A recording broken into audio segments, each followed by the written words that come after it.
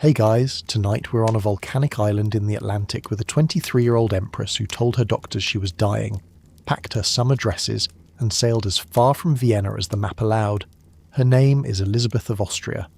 In 1860 she left her husband, her children, and a mother-in-law she couldn't stop shuddering about, and moved into a rented villa on a sea cliff in Madeira, where cactus grew from every crack in the stone, and the days were so empty they had to be divided into hourly blocks of silent card games.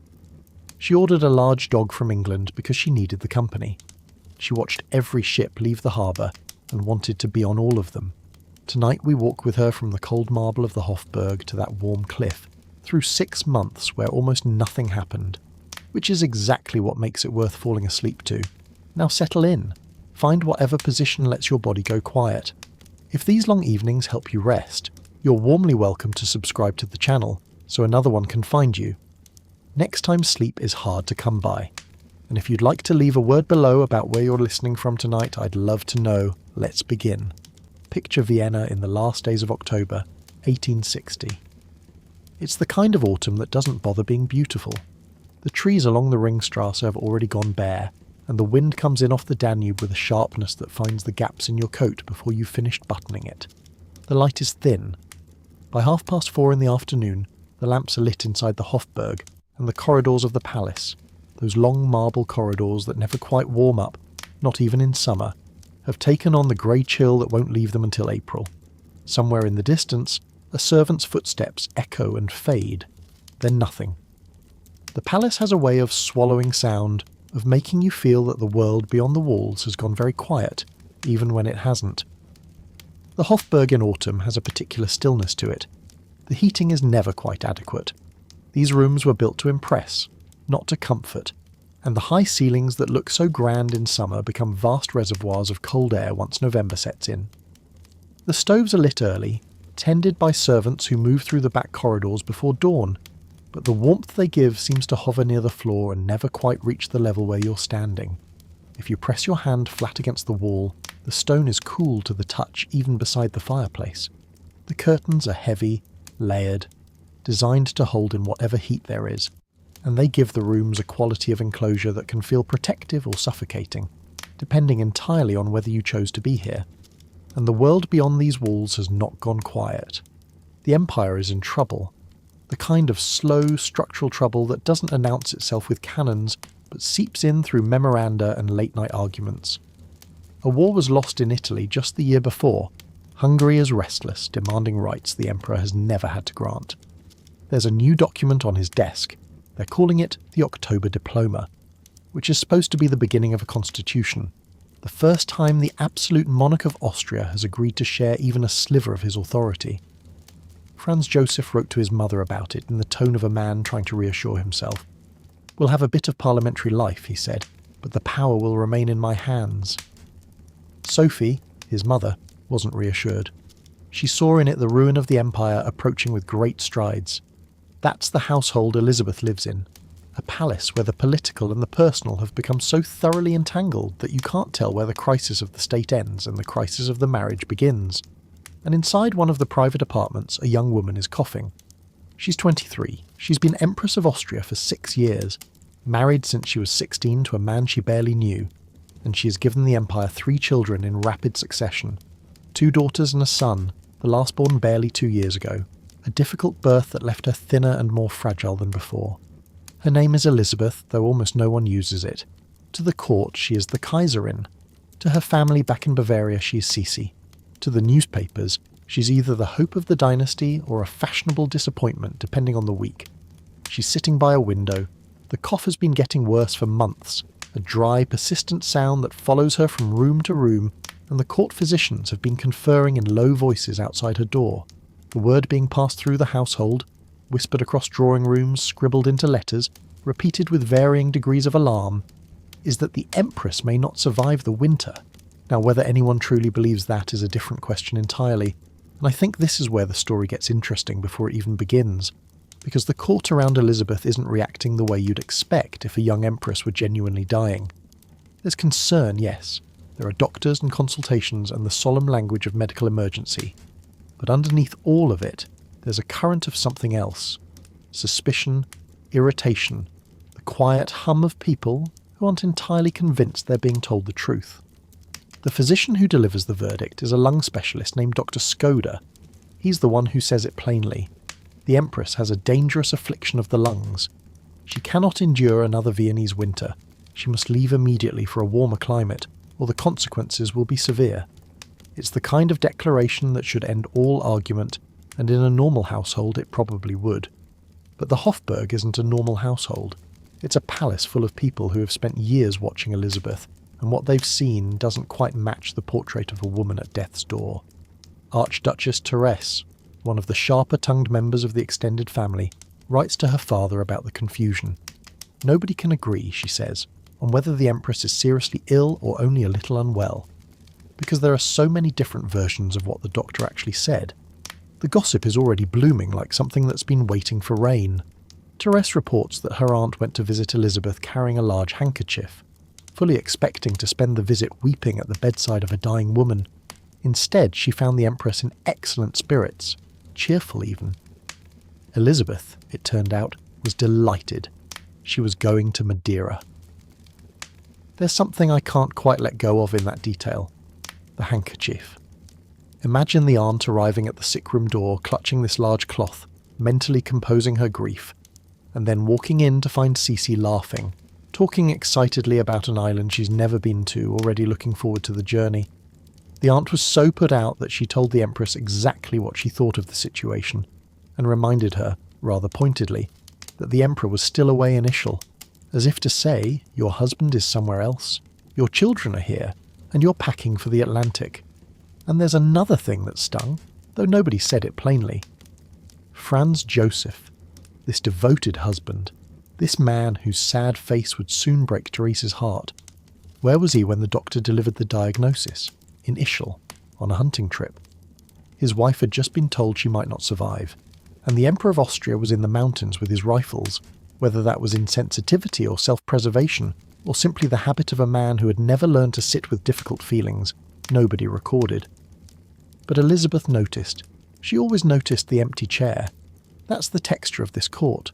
Everything spoken through layers of silk and formality, but every word a small, precise blade. The question of what's actually wrong with Elizabeth is one that nobody at the time could answer cleanly, and honestly, nobody since has managed it either. She was healthy as a child, vigorously, almost recklessly healthy, the kind of girl who rode bareback through the Bavarian countryside and swam in cold lakes for fun. But from the first day of her marriage, something shifted. 3 pregnancies in 4 years wore her body down. The birth of Crown Prince Rudolf in 58 was especially hard. She developed a cough that wouldn't leave. She stopped eating, not occasionally, not as a temporary loss of appetite, but with a stubbornness that alarmed everyone around her. She grew pale and thin. Her nerves, as they said in those days, were not strong.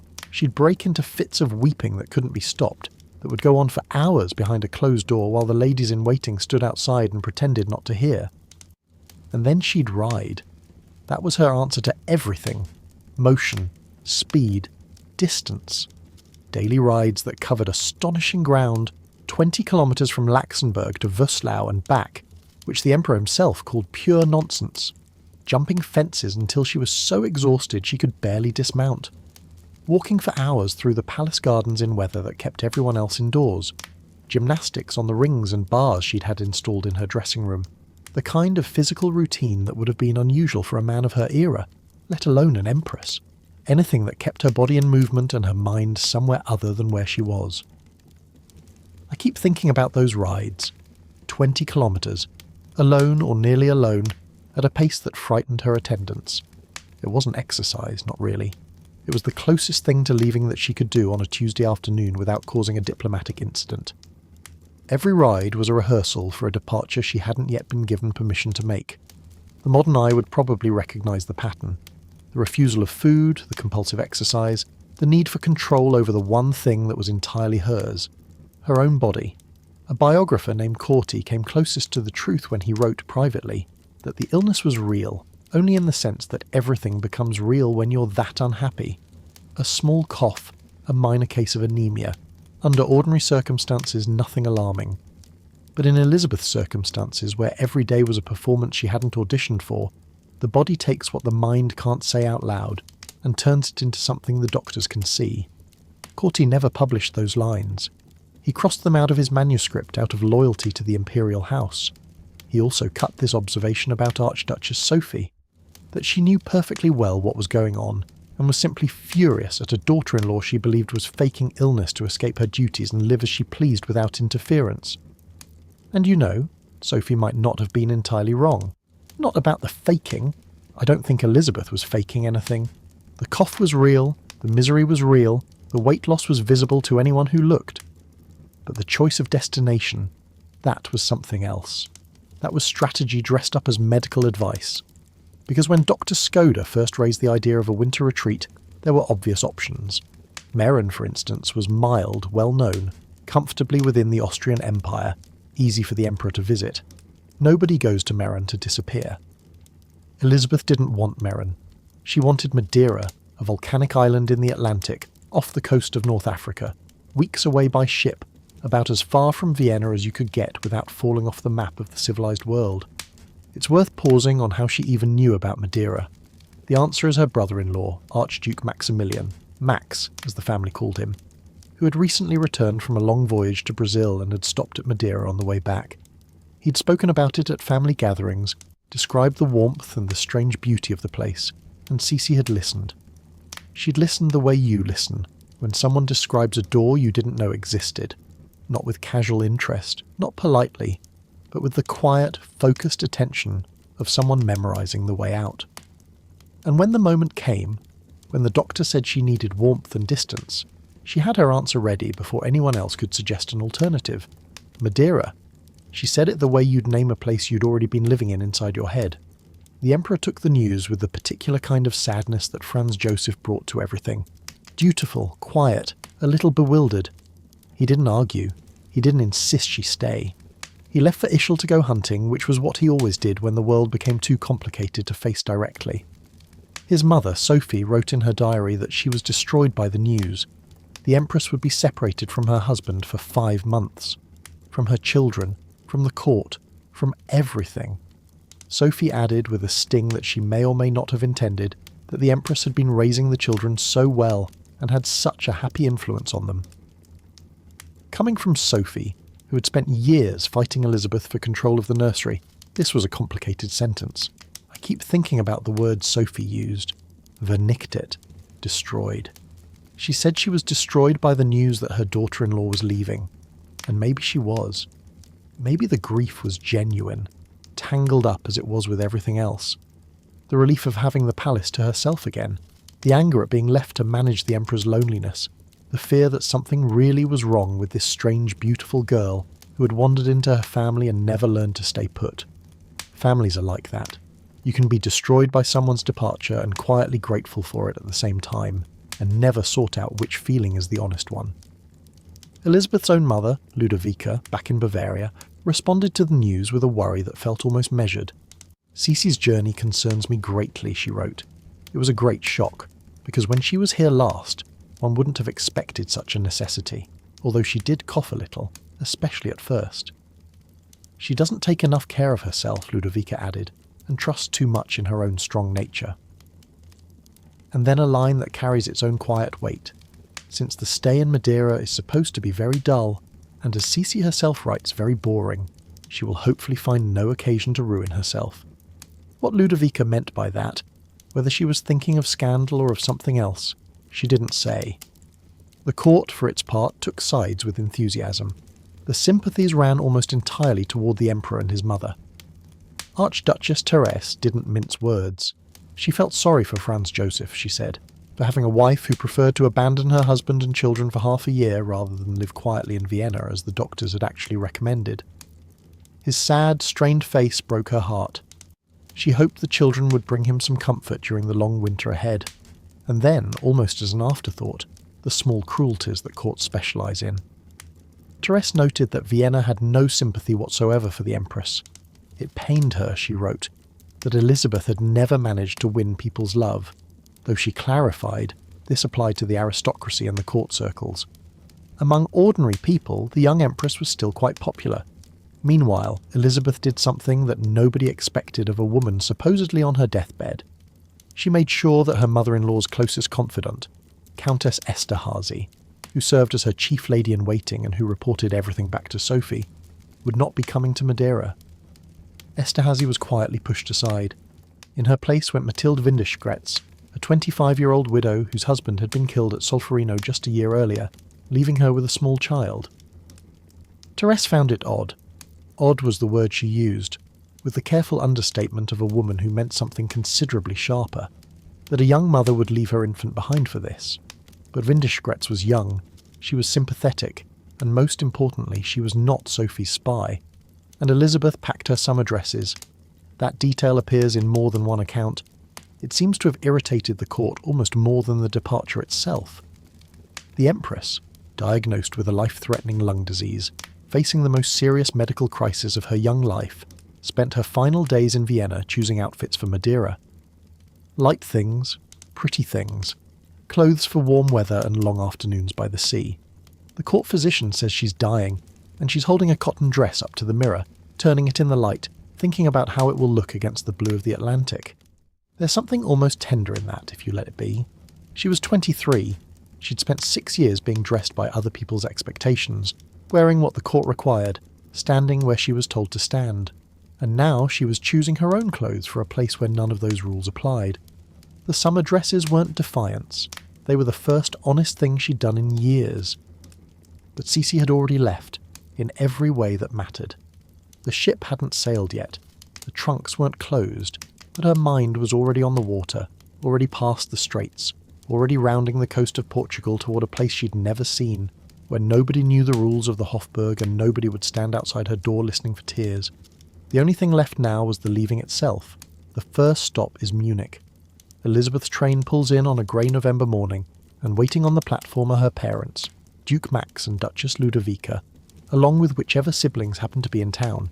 It's meant to be a farewell, though nobody quite knows what they're saying farewell to. The newspapers have been reporting that the Austrian Empress is near the end. The family has received the same alarming letters from Vienna, and yet here she is, stepping off the train, thinner than when they last saw her, coughing, yes, but walking under her own power, greeting people, talking, moving through the station with the quick, restless energy that has always been her way. Ludovica watches her daughter carefully. She's the kind of mother who notices everything and says most of it in letters to her sisters, rather than to the person standing in front of her. What she sees doesn't quite match the catastrophe she's been bracing for. Cici is thinner, she writes afterward, and doesn't look as blooming as she did last summer. The cough is noticeable. It's gotten considerably worse. So yes, one does think a warmer climate would do her good. But Ludovica's tone is remarkably calm for a woman whose daughter has supposedly been given months to live. There's none of the panic you'd expect, none of the tearful urgency that the Viennese newspapers have been conjuring. It's the steady, slightly puzzled voice of someone who can see that her child is unwell but isn't entirely sure how unwell, and suspects that the truth lies somewhere between what the doctors are saying and what the court is whispering.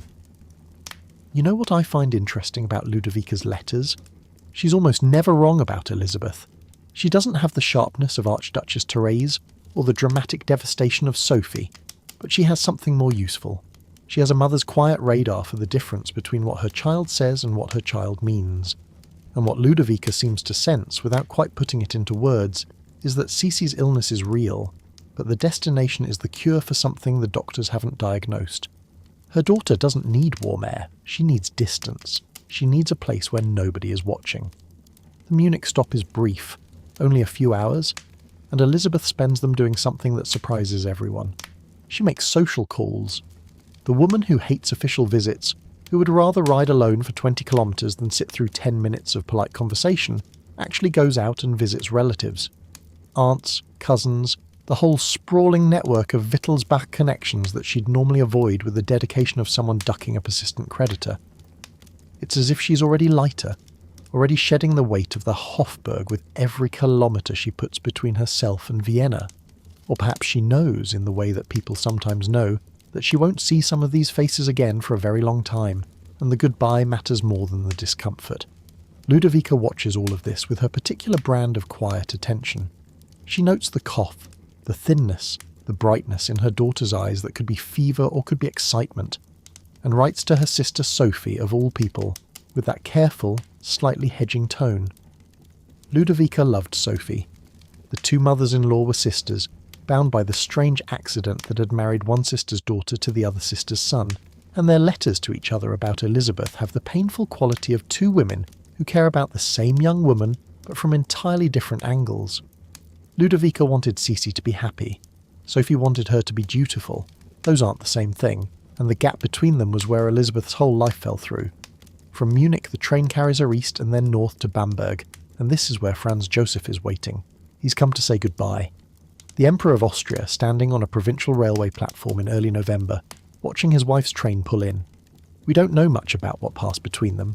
The letters from this moment are few, and what survives is filtered through the careful discretion of people who understood that imperial conversations were not meant for the record. But we know he was there, and we know he stayed until the train left again, and we know that after she was gone he went back to Vienna and resumed the business of governing an empire that was coming apart at the seams. I keep trying to picture that platform. The wind would have been cold. Bamberg in November is no warmer than Vienna, and a railway station offers no shelter worth mentioning. Franz Joseph would have been in his military coat standing very straight, because he always stood very straight, as if posture were a form of policy. And Elizabeth would have been wrapped in travelling clothes thinner than he remembered, her face sharper, her eyes already somewhere else. They'd been married for 6 years. They had 3 children, and they were standing on a platform saying goodbye for 5 months, and neither of them, I think, was entirely sure what they were saying goodbye to. The marriage, maybe. Or the version of it that had been pretending to work. What do you say in a moment like that? When you love someone, and I think Franz Joseph did love her, in his careful, dutiful, slightly helpless way, but you can't reach them, and you know that the distance between you isn't measured in kilometres. He'd go back to Vienna, she'd go on to the Atlantic, and both of them would write letters that were affectionate and careful, and never quite said the thing that mattered most. The train moves on, Bamberg to Mainz, where she spends the night, and then Mainz to Antwerp, rattling through the flat fields of the Low Countries in early winter.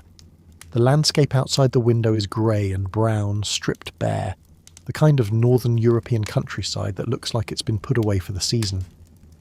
Inside the compartment, the ladies in waiting arrange and rearrange themselves, make conversation that nobody particularly wants, doze against the upholstery. Elizabeth watches the window. She's good at watching windows. She's had years of practice. At Antwerp, the sea is waiting, and not just any ship. When the news of Elizabeth's illness spread across Europe in early November, it became a sensation. The young, beautiful Empress of Austria, possibly dying, needing to flee to a remote island for her health. It was the kind of story that the newspapers of 1860 loved, full of royalty and tragedy and romantic geography. Offers of help came from everywhere, and the most extraordinary of them came from Queen Victoria herself, who offered to lend her personal yacht for the voyage. Think about that for a moment. The Queen of England lending her own ship to the Empress of Austria. These aren't close allies. Austria and Britain have their own complicated relationship, their own careful diplomatic dance. But Victoria understood something about the situation that transcended politics. One queen recognised another's need to leave, and she sent a ship. Whether it was compassion or diplomacy, or simply the instinct of a woman who knew what it meant to be trapped inside a crown, the gesture was made and it was accepted. The yacht is called the Victoria and Albert, and it's waiting at Antwerp when Elizabeth arrives. It's a proper royal vessel, not enormous by the standards of the age, but beautifully appointed, built for comfort rather than speed, with polished wood and brass fittings and the kind of quiet luxury that doesn't need to announce itself. The cabins are panelled in dark wood, the beds are made with English linen, and there's a faint permanent smell of beeswax and salt that belongs to a ship that has been well loved and well maintained for years. The crew is British, the flag is British, and for the duration of the voyage Elizabeth will be, in a sense, a guest of the English crown, sailing under someone else's colours toward a place that belongs to Portugal. The servants and the luggage follow in a second ship, the Osborne trailing behind like a dutiful shadow. There's something almost dreamlike about this departure. This young woman, wrapped in borrowed dignity, sailing out of one life and into the open Atlantic on a ship that isn't even hers, from a port that isn't her country's, toward an island she's never seen. Everything about it feels provisional, temporary, as if the whole arrangement might dissolve at any moment, and she'd wake up back in the Hofburg with the cold marble under her feet and Sophie's voice in the next room. But the ropes are cast off, and the engine turns, and the dock begins to slide away, and it's real. She's going. But the ship moves. Antwerp falls behind. The coast of Belgium gives way to the coast of France, and then the English Channel opens up, and then there's nothing but water and sky and the slow rolling of the hull. And then the Bay of Biscay. If you've never crossed Biscay in a sailing vessel, or even in a steamer in the 1860s when ships were smaller and the stabilizers hadn't been invented yet, it's hard to convey what that stretch of water can do. The bay sits between the western coast of France and the northern coast of Spain, and it's one of the most temperamental pieces of ocean in the world. The Atlantic swells come in long and deep, the winds funnel down from the north, and in November the whole thing can turn into a violent grey-green chaos that makes even experienced sailors grip the rails and go quiet. The storm that hits the Victoria and Albert is bad enough to flatten nearly everyone on board. The doctors, the same doctors who have declared Elizabeth too fragile to survive a Viennese winter, are among the first to succumb, bending over basins in their cabins, unable to stand. The ladies in waiting are no better. Matilda Windischgrätz, Helene taxis, the attendants, the valets. One by one they retreat to their bunks, green-faced and miserable, while the ship pitches and rolls and the crockery slides across the tables in the dining room. And Elizabeth, the supposedly dying Empress of Austria, she's fine. Better than fine. She's enjoying herself. The woman who can't keep food down in Vienna, who collapses at the prospect of a court reception, who has been diagnosed with a lung condition so severe that the newspapers have all but written her obituary. This woman stands on the deck of a heaving ship in a November gale and feels nothing but the salt spray on her face and the wild, clean pleasure of being somewhere that the Hofburg can't reach. I don't know what to do with that, honestly. It's one of those details that makes you reconsider everything you thought you understood about her illness. If your lungs were failing, a storm in Biscay would be about the worst thing you could endure. The cold, the wet, the violent motion, the effort of breathing against the wind. And she walked through it as if it were a summer breeze. Either her body was far stronger than any doctor believed, or the thing that was making her sick wasn't in her lungs at all. Maybe what she'd been suffering from all along was simply Vienna, the weight of it, the watching, the walls. And now that Vienna was behind her, now that there was nothing ahead but open water and a place no one she knew had ever lived, her body remembered how to breathe. The storm passes. It always does. The Atlantic smooths itself out, the sky opens and the ship rounds the coast of Portugal and turns south. The air changes, not all at once, but gradually, the way a room warms when someone has been tending the fire for an hour without your noticing. You'd feel it even with your eyes closed. The sharpness drops away. Something softer takes its place. Something that smells of open water and warmth and distance from anything you've known. The light shifts too, from the flat grey of northern Europe to something brighter, more generous. A light that makes the surface of the sea look like it's been scattered with small coins. The wool blankets come off. The windows are opened. And somewhere below decks, the doctors who were so recently insisting that their patient was at the edge of survival are still recovering from a seasickness that she never felt at all. The ship's crew would have pointed out the coast of Morocco to the east, a low brown line on the horizon, impossibly far from the world Elizabeth had left behind. Africa. She'd never seen it before. Most people in her position never would. The air here is different again, warmer still, drier, carrying something mineral and ancient from the continent across the water. And then, somewhere ahead, rising out of the Atlantic like something that has no business being there, Madeira. A volcanic island, steep and green, its cliffs dropping straight into water so deep the colour is almost black. It doesn't look like Europe. It doesn't look like anywhere Elizabeth has ever been. It looks from a distance like a place the sea forgot to swallow, jagged, vertical, improbable, covered in a green so dark it's almost blue. As the Victoria and Albert approaches Funchal, the island's only real town, if you could even call it that, the details sharpen slowly, the way a face comes into focus when someone you've been waiting for walks out of a crowd. The harbour is small, sheltered by a curve of volcanic rock that keeps the worst of the Atlantic swell at bay. The buildings along the waterfront are low and whitewashed, with red-tiled roofs that catch the afternoon light and hold it. Behind them, the hillside rises sharply, terraced with gardens and vineyards and half-hidden villas tucked into the green, each one a little higher than the last, as if the whole town were trying to climb out of its own harbour. The air is warm, genuinely warm, the kind of warmth that Elizabeth hasn't felt since the previous summer, and it carries the smell of flowering things, bougainvillea, jasmine, the thick, sweet scent of subtropical growth that has never known frost. After weeks of grey skies and cold stone and the sharp salt of the open Atlantic, this warmth lands on the skin like a hand laid gently on your arm. You don't flinch from it. You lean in. She's been travelling for days, Munich to Bamberg to Mainz to Antwerp to the open Atlantic, through a storm that emptied the stomachs of everyone around her, past the coast of Portugal and the shadow of Africa, and now she's here, standing on the deck of the Queen of England's yacht, looking at a small volcanic island in the middle of nowhere, where she's going to live for 6 months.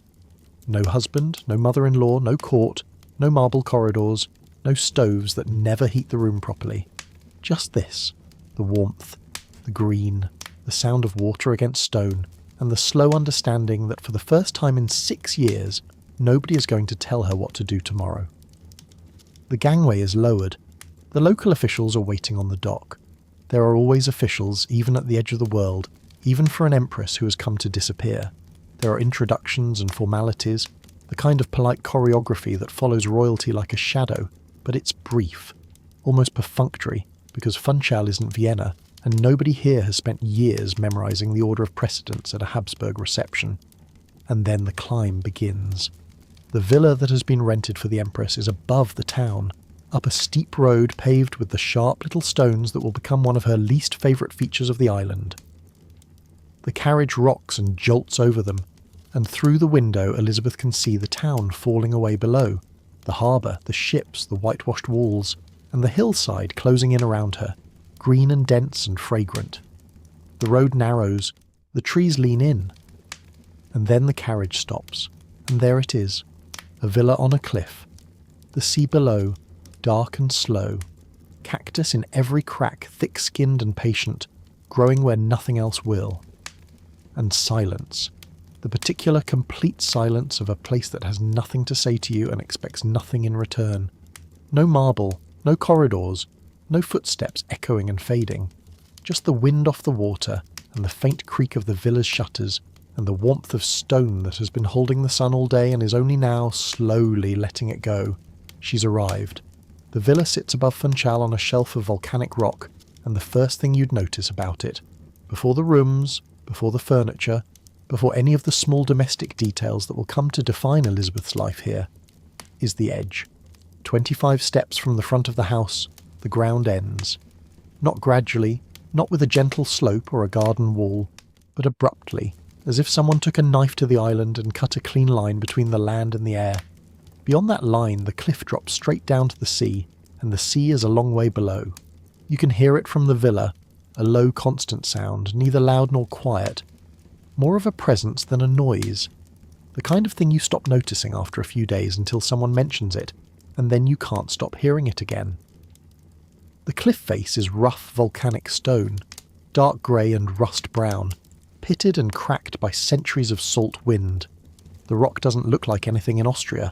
It's not the smooth limestone of the Alps or the orderly sandstone of Viennese buildings.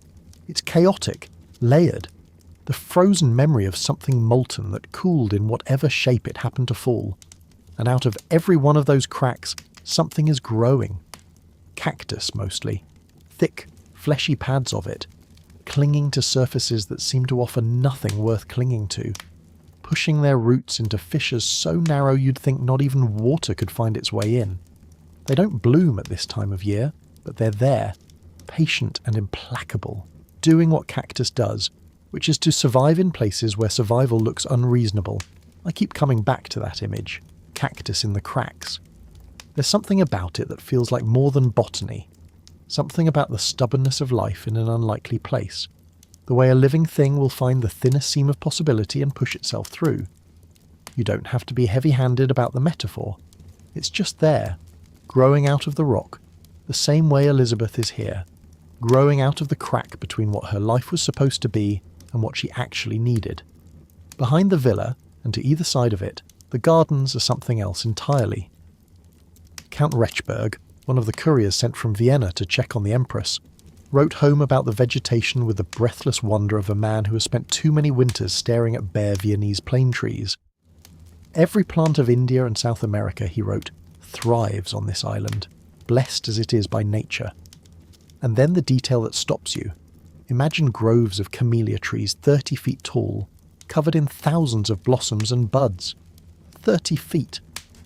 A camellia tree in a European garden might reach your shoulder. Here they tower over the villa like old oaks, their branches heavy with waxy white and pink flowers that nobody planted, nobody pruned, nobody arranged. They just grew, because Madeira gave them warmth and rain and volcanic soil and left them alone, and this is what happened. The garden is dense with other things too. Bougainvillea climbing over walls in thick, papery sheets of magenta and orange, jasmine threading itself through every fence and trellis, banana plants with their broad, ragged leaves that tear in the wind and hang in green strips like pennants from a forgotten celebration. There are palms, tall and thin, swaying overhead with a sound like slow applause. There are bird of paradise flowers, stiff and geometric, pointing at the sky like small bright arguments. And there are flowers Elisabeth would never have seen in Bavaria or Vienna, tropical things with complicated shapes and colours that look like they were designed by someone who had never heard of subtlety. The air is heavy with all of it, not perfumed exactly. Perfume implies something delicate, something you lean in to catch. This is thicker than that, warmer, a smell that meets you at the door and doesn't step aside. On a still afternoon, when the wind drops and the sun presses down on the garden, the scent of all these flowering things becomes almost physical. A weight in the air that you breathe in and carry with you into the house, where it settles on the furniture and the bedclothes and your own hair, and stays. The villa itself is modest by the standards Elisabeth is used to. She's lived in the Hofburg, in Laxenburg, in Schönbrunn. Palaces with hundreds of rooms, marble staircases, halls designed to make you feel small and the state feel permanent. This is a rented house on a Portuguese island, furnished for comfort rather than grandeur, with whitewashed walls and tiled floors and shuttered windows that open onto the cliff and the sea. The rooms are cool in the morning, warm by afternoon, and in the evening they hold the day's heat the way a stone holds the sun's warmth long after the sun has gone. The furniture is solid but unremarkable. Wooden chairs, a writing desk, a bed that doesn't carry the weight of dynastic history.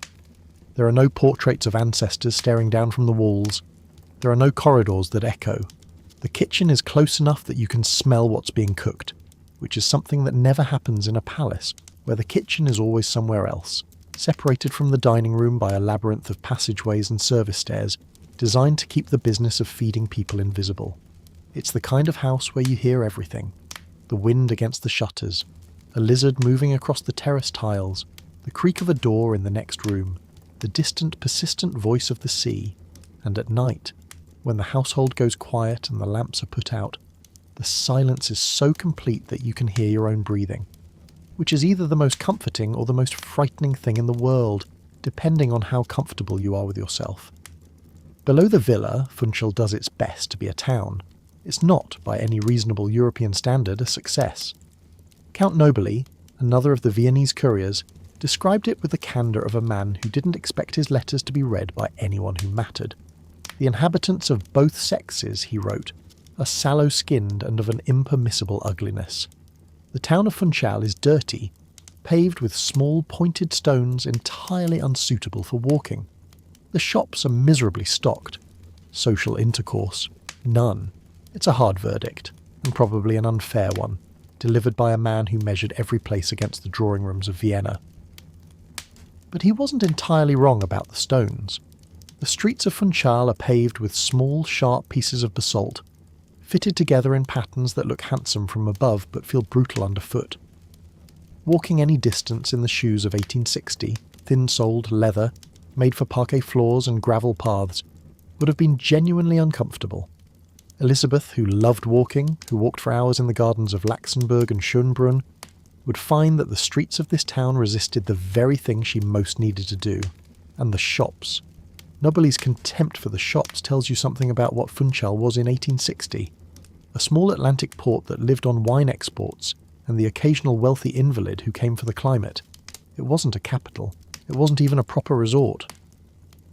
The things you could buy there, local embroidery, Madeira wine, some Portuguese pottery, fruit, were the offerings of a place that didn't expect to impress anyone and had arranged its economy accordingly. For an empress accustomed to the merchants of Vienna, where you could buy anything the world produced if you had the money and the patience, Funchal's little shops must have seemed like a gentle joke. But Elisabeth wasn't here to shop. She was here to be somewhere that wasn't Vienna, and Funchal's poverty, its emptiness, its complete inability to entertain. These were features, not flaws. There's something I keep turning over about this place.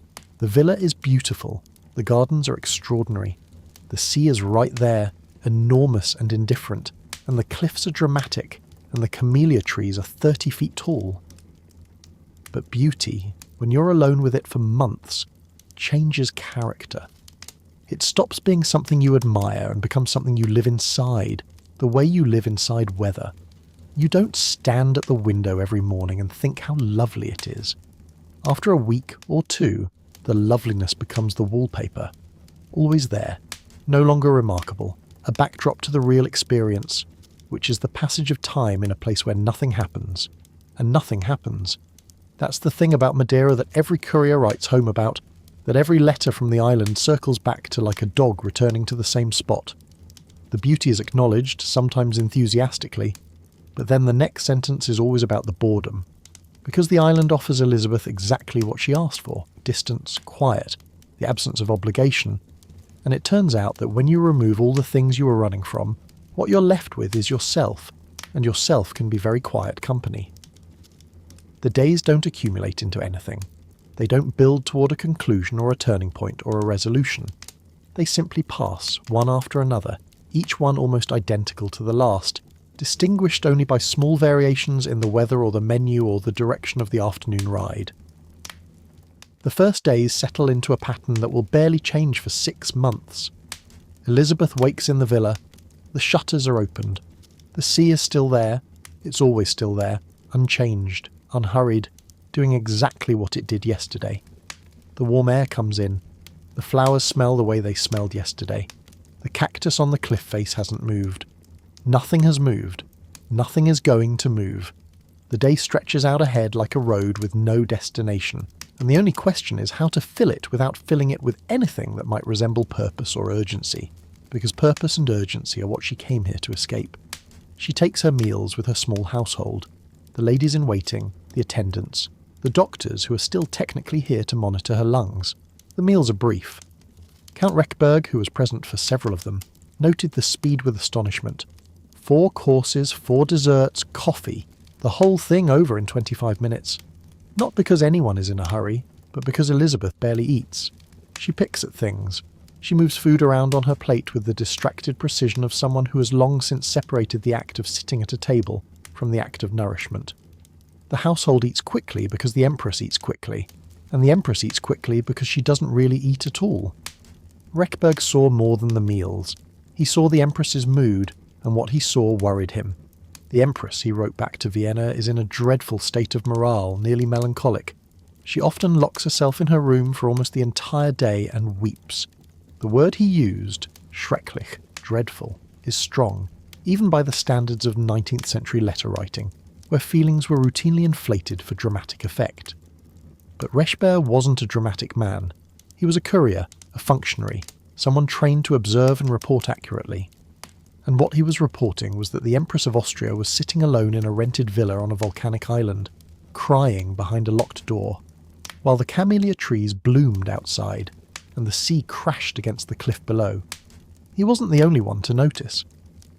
The first courier to arrive, Joseph Latour von Thurnberg, had brought back a more measured account. He'd spoken of the Empress's quiet existence and her sensible, purposeful way of living, which was the kind of diplomatic language that couriers use when they're not sure what to say. But even he carried back what Ludovica called very wistful letters, full of unhappiness about the great distance and the long separation, especially from the children. She misses home dreadfully, Ludovica wrote. She misses the Emperor and the children. And yet, and this is the part that catches, she'd chosen to be here. She'd insisted on Madeira over every closer, warmer, more accessible alternative. The missing and the choosing existed at the same time, inside the same person, and neither one cancelled out the other. She doesn't go out much. That's the other thing Hofburg noted. When she does leave the villa, it's for a ride, but not the wild, exhausting rides of her Viennese days. Here, the roads are too rough, the horses are too poor, and there's nowhere in particular to go. The horses themselves are a source of quiet suffering for someone who rode some of the finest animals in Europe. They're small island ponies mostly, sturdy but slow, bred for mountain paths rather than the flat galloping grounds of the Prater. She rides at a walk for an hour at most, along paths that wind through the hillside above Funchal, past terraced vineyards where the vines are bare this time of year, past small farms where chickens scatter at the sound of hooves, past the occasional goat herd who stares at the foreign lady on the borrowed horse and then looks away. The paths are beautiful in their way. They follow the contours of the hillside, switching back and forth through groves of chestnut and laurel, with sudden openings where the view drops away and you can see the whole sweep of the coast below, the town, the harbour, the sea stretching out to the horizon like something that has no edge. But beauty you can't gallop through is a different kind of beauty, and for Elisabeth, who has always measured freedom in speed, these slow walks must have felt like a leash made of flowers. Then she comes back to the villa and sits at the open window. The open window. That detail recurs in every account of Elisabeth's time on Madeira, as if it were the defining image of her exile. She sits at the window. She looks at the sea. She doesn't read, or if she reads, she stops. She doesn't write, or if she writes, the letters are short and sad. She sits, and the warm Atlantic air moves around her, and the light changes slowly from morning to afternoon to evening, and the cactus on the cliff holds perfectly still, and the sea does what the sea always does, and Elisabeth watches all of it with the attentiveness of someone who has nowhere else to look. I think about that window a lot. What it must have been like to sit there day after day, with the most beautiful view imaginable and nothing inside you that knew what to do with it. She'd wanted this. She'd chosen Madeira specifically because it was far away and empty and no one could reach her. And now she was here, and the emptiness was exactly as advertised, and the distance was working perfectly. No one could reach her, not even herself. But the island didn't ask her to be anything. That's the other side of it, the side that nobody quite saw at the time. The Hofburg needed her to be an empress. Vienna needed her to be a spectacle. Sophie needed her to be a daughter-in-law. Franz Joseph needed her to be a wife, and Madeira needed nothing from her at all. It just sat there, volcanic and green and warm, growing cactus out of cracks and camellia trees out of volcanic soil, and it let her sit at the window for as long as she wanted without once asking her to come away and do something useful. Maybe that was the cure. Not the air, not the climate, not the absence of Viennese winter, just the absence of being needed, the luxury of being irrelevant, which is a luxury that almost nobody in Elisabeth's position ever gets to experience, and which, once you've tasted it, changes the way you think about everything you left behind.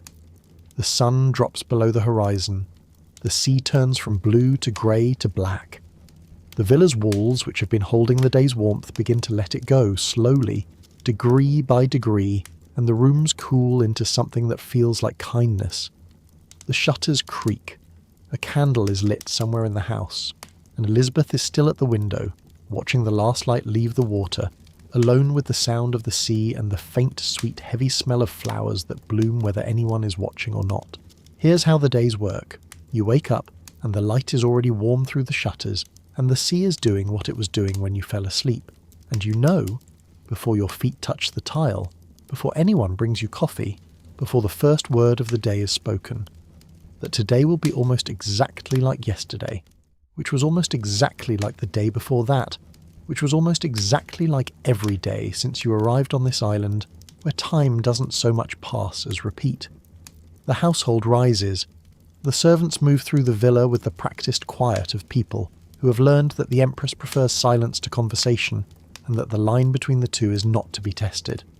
Breakfast is laid out. Elisabeth appears or doesn't. Some mornings she stays in her room until the meal has gone cold on the table, and the ladies in waiting sit with their cups and exchange glances that carry the weight of things they've decided not to say. When she does come to the table, the meal is brief. Everything here is brief. The food arrives, the food is barely touched, the food is taken away, the coffee is drunk or half drunk or left to cool in the cup. And then the long morning begins. Archduchess Therese, writing from Vienna with information supplied by the returning couriers, left us the most precise account of what fills these hours, and it reads like a timetable for an institution rather than a villa by the sea. Everything, she wrote, is divided by the hour, even the card games. From 8 to 9, Schwarzer Peter. From 9 to 10, Halberswolf. Nobody speaks. Let that settle for a moment. 2 hours of card games, played in complete silence, on a schedule as rigid as a railway timetable, in a villa on a cliff above the Atlantic. Schwarzer Peter, the game English speakers might know as Old Maid, is a children's card game, the kind of thing you play at a birthday party when the cake is being cut and the adults need 10 minutes of peace. Halberswolf is a slightly more complex game, popular in Austrian households, but still fundamentally simple. A game you play to pass time, not because it engages the mind. And they play these games every evening, in the same order, for the same duration, in silence, like a ritual that has lost its meaning but kept its shape. There's something about that silence that I can't stop thinking about. It's not a comfortable silence, not the kind that falls between old friends who've said everything worth saying and are content to sit together without words. This is the silence of a small group of people trapped on an island with an empress who doesn't want to talk, and who have gradually, over the weeks, given up trying. Even Elaine Taxis, the most talkative of the ladies in waiting, a woman whose natural state is conversation the way a river's natural state is flowing, has stopped. Therese notes this with something between sympathy and amazement. Even the chatty Helene Taxis has given up. When the most talkative person in the room surrenders the effort of speech, you know the silence isn't a pause, it's a condition. I wonder what that room looks like, on one of those evenings, if you could stand in the doorway and watch without being seen. The lamps would be lit, oil lamps probably, giving a warm, unsteady light that makes everything look slightly softer than it is. The table would be round or oval, covered in cloth, with the cards spread across it in the patterns of whatever game is being played. The windows would be open. They're almost always open here, because the air is warm enough, and because closing them makes the rooms feel like the thing Elizabeth is trying to get away from. So the sound of the sea comes in, and the smell of the garden, and the occasional cry of a night bird that none of them can name because it belongs to a latitude they've never lived it before. The cards being dealt, turned, matched, discarded. The click of them on the table, the only sound besides the sea outside the window. Elizabeth's face in the lamplight, her attention somewhere far from the game, her hands moving through the motions of play without engagement or pleasure. Matilda Windischgrätz across from her, young and widowed, and thousands of miles from her infant, shuffling cards she doesn't care about. Helene Taxis, who has travelled the drawing rooms of Vienna and could sustain a conversation through a 3-hour dinner, sitting with her mouth closed, watching the clock move from 8 to 9, and then from 9 to 10, knowing that when the games are over there will be nothing to replace them except sleep, and that sleep is still hours away. And then there's the barrel organ. Elizabeth has brought with her, or had sent to her, the accounts aren't clear, a small mechanical organ, the kind you turn with a handle. The Germans have a lovely word for it, Werkel. It's a diminutive, affectionate, the kind of word you'd use for a thing that is small and not entirely serious. And it plays a limited repertoire of tunes. Her favourite, the one she plays over and over until everyone in the household must know every note in their bones, is the arias from Traviata. Verdi's opera about a courtesan who gives up everything for love and then wastes away. The irony of that choice, a woman who may or may not have a wasting illness, playing the music of a fictional woman who definitely does, on a small hand-cranked box in a villa on a cliff, would be almost too neat if she'd planned it. But I don't think she did. I think she just liked the melody, and the barrel organ was the only instrument that didn't require skill or sustained effort, and she turned the handle and let the same phrases unspool into the warm air again and again, because repetition, when you're this alone, becomes its own kind of comfort. There's a particular quality to barrel organ music that suits this story. It's mechanical, slightly tinny, and because the cylinder only holds so much, the melody always loops back to the beginning. You hear the aria start, you hear it build, you hear it reach its small climax, and then the cylinder resets and the same notes play again, in the same order, at the same pace, forever. It never surprises you. It never changes. And there's something in that predictability that feels safer than silence, which is unpredictable in the way it makes you listen to your own thoughts. The Traviata loops, the sea continues, the hours pass, she plays the mandolin too. We know this from the photograph that will later cause such a stir in Vienna. Elisabeth sitting with the instrument in her lap, her fingers on the strings, looking out at something we can't see. The mandolin is a more personal instrument than the barrel organ. It requires your hands, your attention, a small act of creation each time you draw a sound from the strings. It's the kind of thing you pick up when you want to feel like you're doing something without having to think about what you're doing and the sound it makes. Bright, metallic, a little melancholy. Suits a villa on a cliff above the sea in a way that a piano never could. Between the cards and the music, the hours are parcelled out like provisions on a long voyage. There's reading. Elisabeth reads a great deal on Madeira, though the accounts don't tell us much about what. There are the Hungarian lessons that will begin when Count Hunyadi arrives, but that's still ahead. There are walks in the garden, short circuits of the terraces and paths that loop back on themselves and always end where they started. And there's the window. Always the window. The couriers come and go, and every one of them writes home about the boredom with a kind of dazed incredulity, as if they'd expected something different. Count Nobili, who brought the Christmas tree from Luxembourg, complained about what he called the official doing nothing. The phrase itself is wonderful, because it captures the specific quality of idleness that isn't leisure but duty. He's not relaxing on Madeira. He's performing the act of having nothing to do, on behalf of the Austrian Empire in an official capacity. The many promenades, he adds, with the weariness of a man who has walked the same paths so often he could navigate them in his sleep. And here's the thing about boredom at this scale. The thing I keep circling back to. It's not an absence. It's a presence. It's not that nothing is happening. It's that the nothing has a texture, a weight, a temperature. It fills the rooms the way the scent of jasmine fills the garden, and you can't open a window to let it out because the window is already open, and the boredom is coming from inside you, not from the island. The island is doing its job. The island is being beautiful and warm and far away from everything, exactly as requested. The boredom is Elisabeth's, and it's the boredom of a woman who ran away from a life she couldn't stand and discovered that she hadn't packed anything to replace it with. There's a particular cruelty in that discovery, and it's a cruelty without a villain. Nobody did this to her. The island isn't punishing her. The silence of the card table isn't a sentence imposed by a judge. She built this herself, chose every piece of it. The distance, the isolation, the removal from duty, and what she built is exactly what she asked for. The problem is that what she asked for turns out to be very hard to live inside day after day without going a little bit mad. Freedom from obligation, it turns out, is only liberating if you have something of your own to fill the space. And Elisabeth, who has spent her entire adult life defined by what other people needed her to be, has never had the chance to find out what she'd do if nobody needed her to be anything. Christmas comes. It's a strange Christmas. Warm, green, nothing like the white winters of Bavaria or the chandelier-lit celebrations of the Hofburg. Count Nobili arrives from Vienna carrying a Christmas tree that has travelled by ship from Luxembourg, the imperial country estate outside Vienna. Think about that journey for a moment.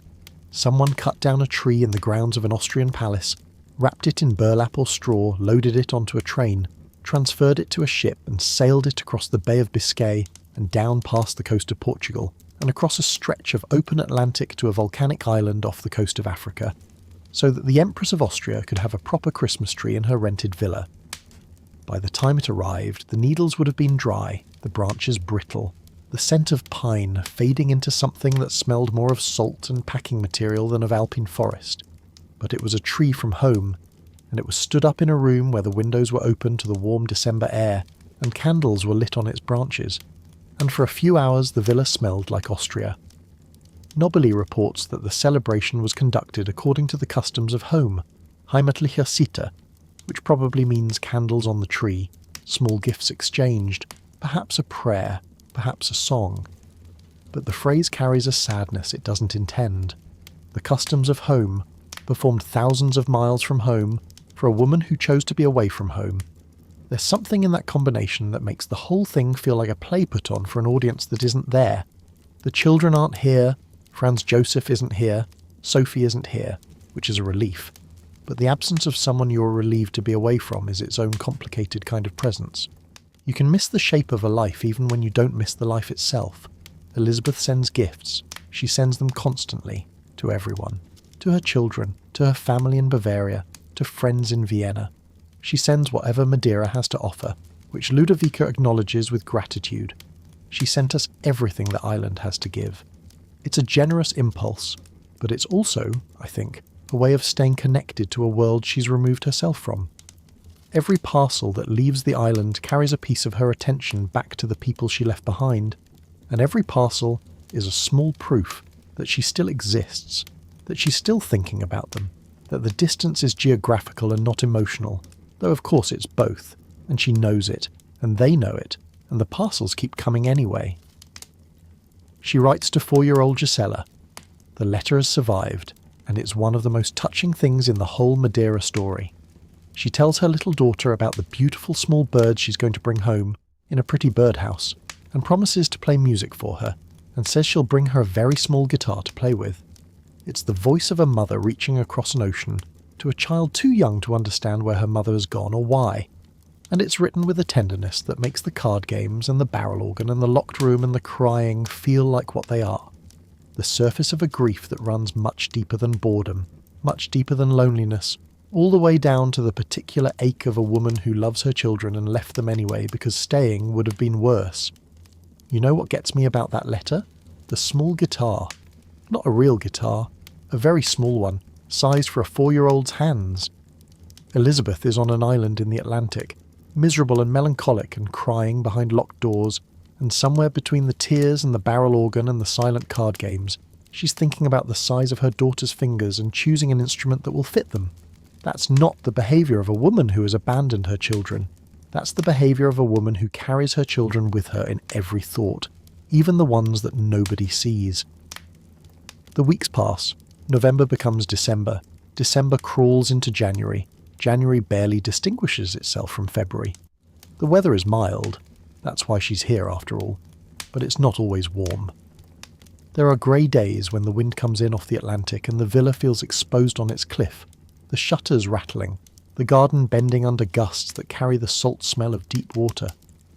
On those days, the subtropical paradise looks less like paradise and more like a wet green confusion of leaves and stems and things that need more sun than they're getting. The camellia blossoms, so beautiful in the still air, lie scattered on the ground after a windy night, their petals bruised and turning brown. Elisabeth complains about the cold in a letter. She's indignant, almost amused, that Madeira in winter isn't as warm as she'd been promised. If one is already sitting in Madeira, she writes, one at least expects it to be hot, and not to freeze as one does in the dear homeland. That line, the dear homeland, is the kind of thing Elisabeth writes when she's being wry. She doesn't mean it straight. The homeland isn't dear, not really, not in the way the word usually works. It's the place she ran from. But distance does something to the way you think about the place you left. It files down the sharp edges. It makes you remember the parts you liked, the horses, the riding, the few friends who understood you, and lets the parts you hated recede into a kind of blur. You don't forgive the place. You just start to miss the version of it that existed in the moments between the misery, and those moments, seen from an island in the Atlantic, start to look larger than they were. The barrel organ plays, the cards are dealt, the sea crashes against the base of the cliff, indifferent to empresses, indifferent to boredom, indifferent to the passage of hours that nobody on this island knows what to do with, and the days continue, one after another, counted by the hour because there's no other way to prove they've passed. She writes to Count Gruner, one of the few people in Vienna she considers a genuine friend, and in the middle of a letter about horses and homesickness, and the unbearable quality of the island's cobblestones, she mentions, almost in passing, that she has ordered a very large dog from England. The reason she gives is disarmingly simple: to have more company, and so that it will accompany me everywhere. That sentence tells you almost everything you need to know about Elisabeth's emotional state on Madeira. She's surrounded by people. Ladies in waiting, attendants, doctors, servants, couriers who arrive from Vienna at regular intervals carrying letters and Christmas trees and the latest gossip from the Hofburg.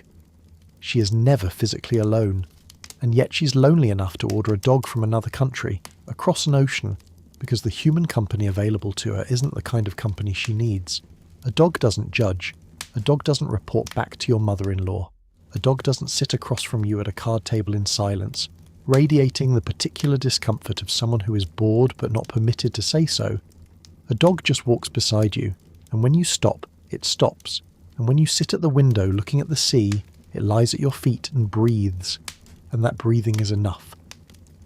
She's always been this way with animals.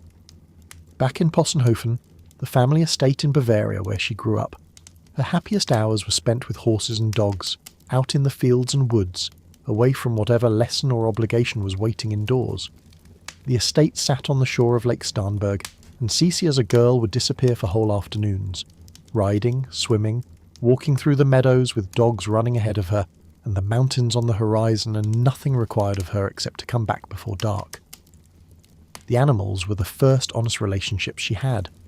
Honest in the sense that they didn't require performance, didn't come with expectations or conditions, didn't need her to be anything other than the person standing in front of them with a hand extended. Her father, Duke Max, was the same way. A man more comfortable in a stable than a salon, who played the zither and travelled and kept a private circus, and never quite understood why anyone would prefer the inside of a palace to the outside of anything. Elisabeth inherited that instinct, and carried it with her into a marriage where it was treated as a charming eccentricity at first and an embarrassing deficiency later. And here on Madeira, cut off from everything familiar, she returns to what she knows. The villa becomes a small menagerie. There are ponies, not the fine thoroughbreds she's used to, but sturdy island animals that she keeps in a paddock behind the garden, because they're alive and warm and they come to the fence when she calls, nudging her hand with their soft noses, breathing their grassy breath against her palm. There are parrots, bright and noisy, filling the quiet rooms with a sound that isn't silence and isn't conversation, but occupies the space between them in a way that makes the villa feel less like a place where people sit in silence, and more like a place where living things are going about their business. The parrots don't care about the card game schedule. They screech when they want to screech, and the sound, sharp, tropical, utterly foreign to Austrian ears, is a small daily reminder that this is not the Hofburg, that the rules here are different, that even the birds don't know how to behave, and there are dogs. The large one from England when it arrives, and whatever other dogs she's collected on the island, because Elisabeth collects dogs the way other women of her era collect brooches or opinions about novels. I find something deeply human about this. Here is one of the most powerful women in Europe, married to an emperor, mother to a crown prince, mistress of palaces that could house a small town, and what she wants, on this island where she's supposedly recovering from a life-threatening illness, is a big dog that will follow her around. Not a secretary, not a confidant, not a lover, though one of those will briefly appear later in this story. A dog. Because a dog is the one form of companionship that asks nothing of you except your presence, and presence, for Elisabeth, is the one thing she's always been willing to give. The animals change the texture of her days, even if they don't change the fundamental emptiness. The villa is livelier with them, the sound of claws on tile, the rustle of a parrot rearranging its feathers, the particular warmth of a large dog lying against your leg while you sit at the window. They give the household something to talk about that isn't the weather, or the card games, or the question of when the Empress will stop crying. They give Elisabeth something to care for, which is different from something to do. Caring requires you to think about a being other than yourself, and that small act of outward attention is sometimes the only thing that keeps a lonely person from folding entirely inward. And then there's the photograph. It arrives in Vienna sometime in the new year, passed from hand to hand through the drawing rooms and parlours of the court, and it causes exactly the kind of stir that you'd expect when a missing empress sends home a portrait of herself dressed like a sailor. Let me describe what the photograph shows, because the details matter. Elisabeth is sitting, not standing, not posed formally in the way imperial photographs are usually composed, but sitting, relaxed, with a mandolin in her lap. She's wearing a sailor's blouse and a sailor's hat. So are all the other women in the picture. Helene Taxis is crouched on the floor in front of her, holding a small dog, a pinscher, in her arms.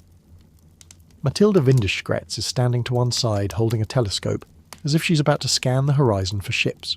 And in the background, slightly apart from the others, stands Lily Hunyadi, looking at them all with a pensive, thoughtful expression, as if she's watching a scene she doesn't quite belong to. They're all in sailors' clothes, every one of them. The Empress of Austria and her ladies-in-waiting dressed in the kind of casual maritime costume that you might wear on a pleasure yacht or at a seaside holiday, not in a formal photograph that you know will be seen by the court. It's informal in a way that imperial imagery almost never is. There's no crown, no sash, no order of precedence. There's a dog, a mandolin, a telescope, and 4 women in matching sailor outfits, arranged not by rank but by whatever felt natural in the moment. Archduchess Therese described the photograph in her letters with the careful precision of someone cataloguing evidence. Sophie, Elizabeth's mother-in-law, the woman who had controlled the nursery and the court and to a significant extent her son's marriage, described it in even greater detail in her diary, noting every element, every pose, every item of clothing. She wrote about it the way you'd write about a piece of evidence you intended to return to, recording what each person was wearing, where they were standing, what they held in their hands. Her diary entry reads like a police report filed by someone who's been personally offended by the crime. Both women understood what they were looking at, and both were appalled. You have to understand the context. This photograph arrives in Vienna at a moment when the Austrian Empire is in genuine crisis. The October diploma has failed to satisfy anyone. Hungary is demanding more autonomy. The Italian territories are slipping away. The Emperor is working 16-hour days trying to hold together a state that seems determined to fly apart. The children are being raised by their grandmother and a nursemaid. And the Empress, the woman who is supposed to be at the Emperor's side, providing the domestic stability that the propaganda of monarchy depends on, being seen at receptions and court functions and state dinners, being an empress, is on an island in the Atlantic wearing a sailor's hat and playing the mandolin. Hamann, the biographer, puts it plainly. The small children were without their mother, the husband without his wife, the empire without its empress. And Elizabeth was on Madeira, gazing dreamily at the sea, complaining about her situation and playing mandolin and old maid. That's the version Vienna saw, and from Vienna's perspective, it was a provocation. Not a deliberate one, perhaps. Elizabeth probably didn't think much about how the photograph would be received. She wasn't performing rebellion. She was just being herself for once in a place where being herself was possible. But the court saw what the court always sees. A woman who has failed to perform her role, captured in the act of not performing it, looking happier than she ever looked in the Hofburg. And here's the part that nobody could say out loud but everybody noticed. She looks well. In the photograph, Elizabeth doesn't look like a woman who has been diagnosed with a life-threatening lung disease. She looks young, alert, relaxed. Thinner than she should be, certainly, but not ill. Not dying. Not fragile. She looks like a woman on holiday, which is exactly what Sophie had suspected all along, and the photograph was the proof, passed from hand to hand through the Viennese aristocracy, like a verdict delivered in silver and glass. I keep thinking about that photograph from a different angle, though. Not from Vienna's perspective, but from the villas. Think about the moment it was taken. Someone, a local photographer probably, or perhaps one of the attendants with a camera, set up the equipment on the terrace or in the garden, and the women arranged themselves, and for a few minutes they were playing a kind of game, dressing up, posing, being silly in the way that people are silly when they've been bored for weeks and someone produces a camera and a pile of sailors' hats. It's the kind of thing you'd do on a long empty afternoon when the card games are over and the barrel organ has played through its repertoire for the 3rd time and the sea is still doing what it always does. You put on a hat, you pick up a mandolin, you hold someone's dog and someone else holds a telescope, and you all look at the camera with expressions that range from amused to contemplative, and for a few minutes the boredom lifts, not because anything has changed, but because you're doing something, anything, that isn't sitting at the window. It's play. That's what it is. And play, for a woman in Elizabeth's position, is almost more scandalous than anything else she could have done. Empresses don't play. They represent. They embody. They stand for things larger than themselves, and every gesture, every item of clothing, every expression on their face in a photograph is read as a statement about the institution they belong to. And here is Elizabeth, embodying nothing but her own amusement, representing nothing but the fact that she owns a mandolin and has access to a stack of sailors' blouses and isn't, at this particular moment, thinking about the Austrian Empire at all. There's a tenderness to the photograph that the court couldn't see, because the court was looking at it through the lens of duty and expectation. But if you look at it simply, 4 women on an island, far from home, making the best of a situation that none of them entirely chose, finding a few minutes of lightness in a season of heavy days, it's one of the most human images of Elisabeth that exists. She's not performing, she's not posing as an empress. She's sitting with a mandolin and a dog nearby and women she spent months with in close quarters, and whatever else is wrong with her life, this moment is all right. Meanwhile, back in Vienna, the photograph circulates, and opinions harden. The court has already decided what Elisabeth's absence means: selfishness, irresponsibility, a wife and mother who has chosen her own comfort over her family and her duty. The photograph confirms what they already believed.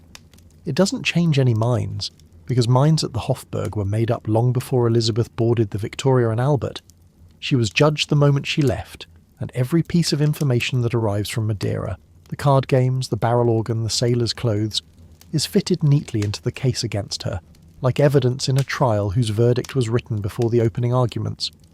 What they don't see, what the photograph can't show and the courier's letters don't quite convey, is the crying, the locked door, the days when Elisabeth doesn't come out of her room at all, when the food goes uneaten and the mandolin stays untouched and the only sound from behind the closed door is the kind of weeping that exhausts itself and then starts again.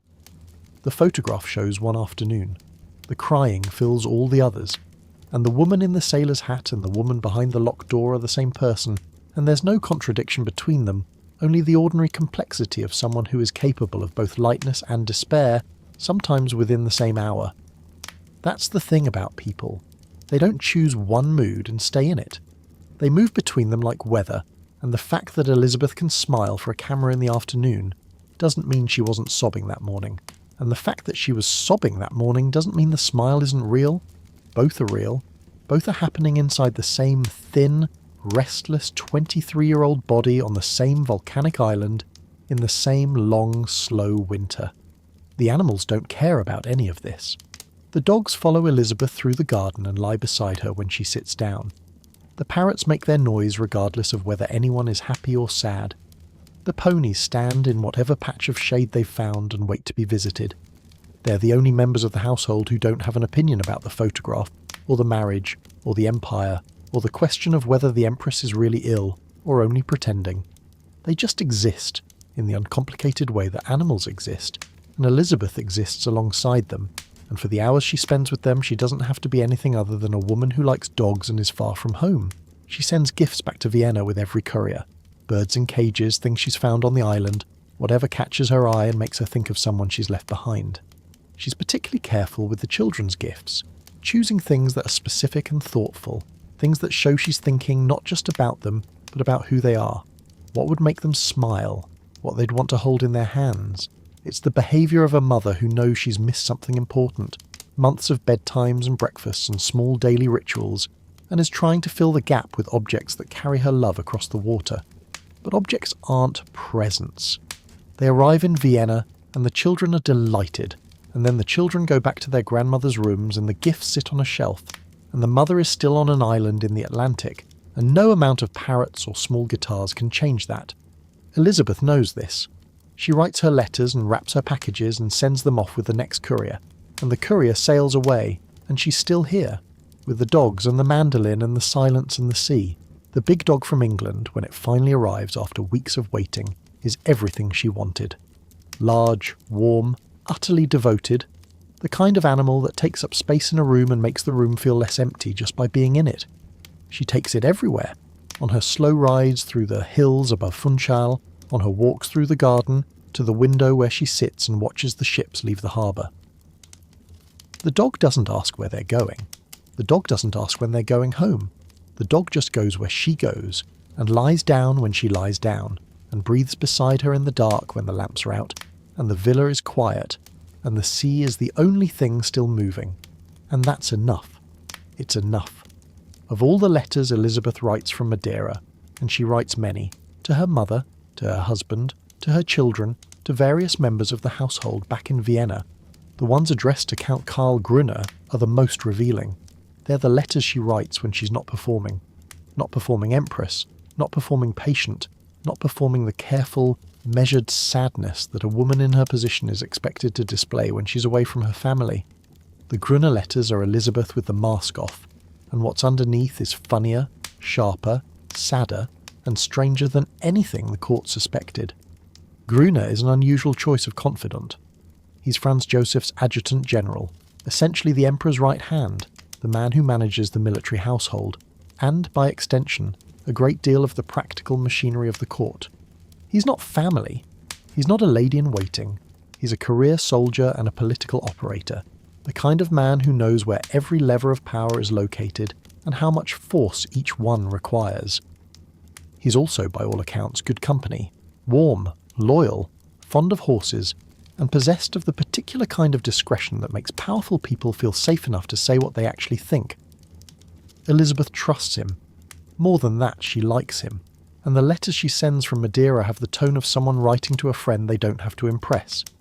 The first thing she writes about, almost always, is horses. This shouldn't be surprising. Elisabeth's love of riding is the most consistent thing about her, the thread that runs through every phase of her life from Possenhofen to the end.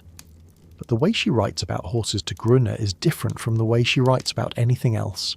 It's specific, knowledgeable, passionate in a way that her letters about her children, her husband or her health never quite are. She asks about individual horses by name: Forester, Red Rose, Gypsy Girl. She wants to know how they're doing, whether they're being ridden, who's riding them, whether they're fit.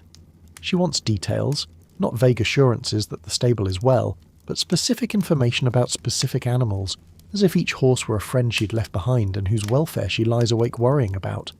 Are they getting enough exercise? Is the new groom treating them properly? She wants to know about new horses in the stable, about races, about the state of the Prater, the great park in Vienna where she rode almost daily before she left.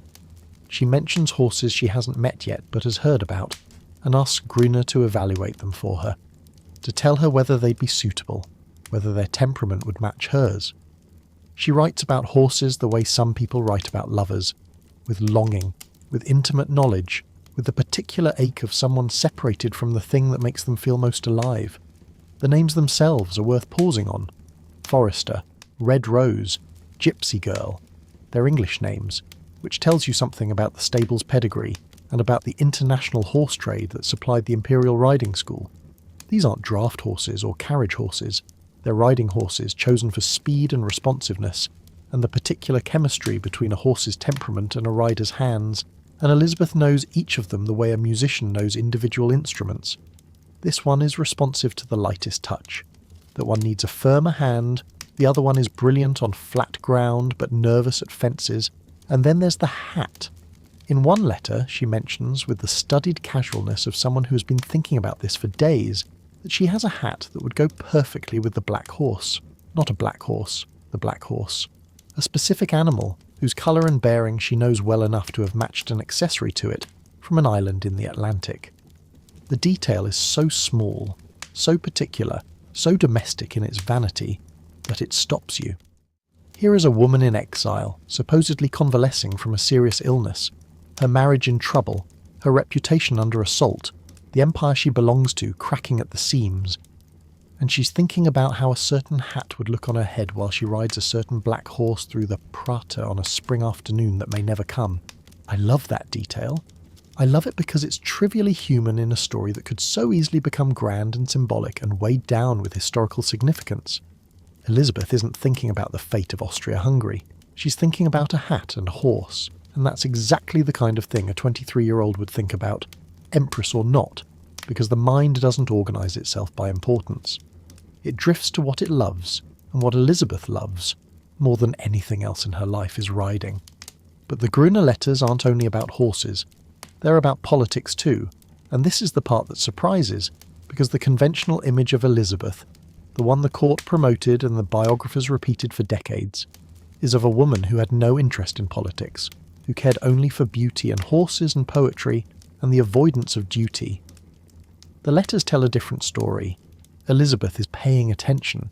She wants to know what's happening in Hungary, what's happening with the constitution, what Franz Joseph is doing about the Italian crisis. And she's frustrated because her husband won't tell her. The Emperor writes me nothing about politics, she complains to Gruner. The sentence is remarkable for what it reveals about the marriage. Franz Josef, who spends his entire waking life dealing with political crises, who writes detailed letters to his mother about affairs of state, who discusses policy with his ministers and his adjutants, and his mother in long, careful conversations. This man writes to his wife and tells her nothing. His letters to Elizabeth from this period, as far as we can reconstruct them, are affectionate but empty. He tells her about the children, about the weather, about small domestic matters. He tells her he misses her, which is probably true. But he doesn't tell her what's happening to the empire, and the omission isn't an oversight.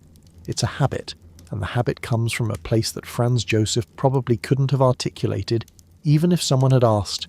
The belief, so deeply embedded in the architecture of his upbringing that it functions like a law of physics, that women, even empresses, even his own wife, don't need to know about politics because politics isn't their domain. Whether that's because he doesn't think she'd understand, or because he doesn't think she'd care, or because he's simply in the habit of treating Elizabeth as a decorative element of his life rather than a partner in it, the effect is the same. She's shut out. The Empress of Austria, living on an island in the Atlantic, is better informed about the weather in Funchal than she is about the future of the empire she nominally helps to govern. And she minds. That's the thing. She minds being shut out. She asks Gruner to tell her what Franz Josef won't, to send her news, to keep her informed, to treat her like someone who has a stake in what happens. It's not the behaviour of a woman who doesn't care about politics.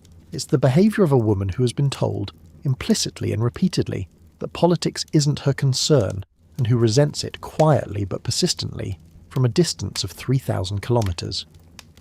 There's something I keep circling back to about these political requests. Elizabeth is often described as a proto-Hungarian sympathiser, someone whose later championship of Hungarian autonomy was driven by romance and rebellion rather than serious political thought. But the Gruner letters suggest something more complicated. She's not espousing a position. She's asking questions. She wants information, not influence. She wants to know what's happening, the way you want to know what's happening in a house you've left but haven't stopped caring about. And the fact that she has to ask Gruner, rather than her own husband, tells you everything about the kind of marriage this is. A marriage where the wife is expected to be present but not informed, visible but not consulted, the mother of the heir but not a partner in the enterprise. The letters shift tone without warning, which is one of the things that makes them so compelling to read. One paragraph is about horses, the next is about politics, the next is about something much darker. When I think of E, she writes to Gruner, I can only shudder. The initial stands for someone, most likely a Herzogin, meaning Archduchess Sophie, though some biographers have suggested it could refer to Countess Esterhazy, the lady-in-waiting Elizabeth had expelled from the Madeira trip. Either way, the sentence carries a weight that the playful horse talk doesn't. Shudder. Not resent, not dislike, not feel impatient with. Shudder. It's a physical word, a word that lives in the body, the kind of reaction you have to something that frightens you, not something that merely annoys you. And she writes it to a man who works alongside the person she's shuddering about, which suggests either complete trust in Gruner's discretion or a degree of desperation that has overwhelmed her caution. That one sentence, when I think of E, I can only shudder, opens a door onto a corridor that Elizabeth usually keeps locked. Whatever happened between her and Sophie, or between her and Esterhazy, or between her and whoever the initial stands for, it isn't a polite disagreement between in-laws or a minor tension between an empress and her attendant. It's something that has settled into her body as fear. And fear, on this scale, doesn't come from nothing. It comes from years of being watched, corrected, overruled, diminished. The slow, cumulative work of living in a household where someone else has more power than you and uses it in ways that leave no bruises but plenty of damage. Sophie took the children. Sophie set the schedule. Sophie decided which rooms Elizabeth could use and which visitors she could receive. Sophie was the real empress. Everyone knew it. And Elizabeth knew it best of all because she was the one who had to live inside the gap between the title she held and the power she didn't. 3,000 kilometres from Vienna, and the shudder is still there. That tells you how deep it goes. Distance hasn't cured it. Warmth hasn't softened it. 6 months of silence and sea and card games haven't dulled the edge of whatever Sophie, or E, did to her. It's waiting for her in Vienna. the way a bad dream waits for you to fall asleep again. And then, almost in the same breath, the wanderlust. This is the passage that everyone who writes about Elisabeth eventually quotes, because it captures something essential about her, not just on Madeira, but for the rest of her life. Every ship that leaves the harbour, she writes to Gruner, I want to board. It doesn't matter whether it's going to Brazil, Africa, or the Cape of Good Hope. Let that land. She doesn't want to go somewhere specific. She doesn't want to go home. She wants to go everywhere. Or more precisely, she wants to go anywhere that isn't here. And here, at this point in her life, means everywhere she's been, and everywhere she's expected to be. Vienna is here, Madeira is here, Bavaria would be here too if she went back. The problem isn't the place. The problem is the life, and no ship can take her far enough from it, because the life follows her. It's packed in her luggage, it's in the letters that arrive from Vienna, it's in the title that people use when they address her.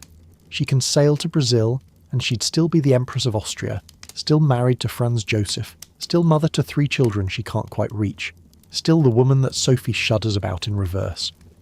But the ships leaving the harbour don't know any of that. They just leave. They untie their ropes and catch the wind and move away from the island, growing smaller and smaller until they're just a smudge on the horizon and then nothing at all. And Elisabeth watches them go from her window or from the cliff's edge, and every single one of them is an invitation she can't accept. Not because she's imprisoned.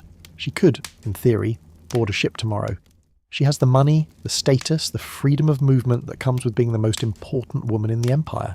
But she also has children, and a husband, and a role that she never wanted but can't put down without dropping everything else along with it. The ships leave, she stays, and the wanting doesn't stop. There's something almost unbearable about that image.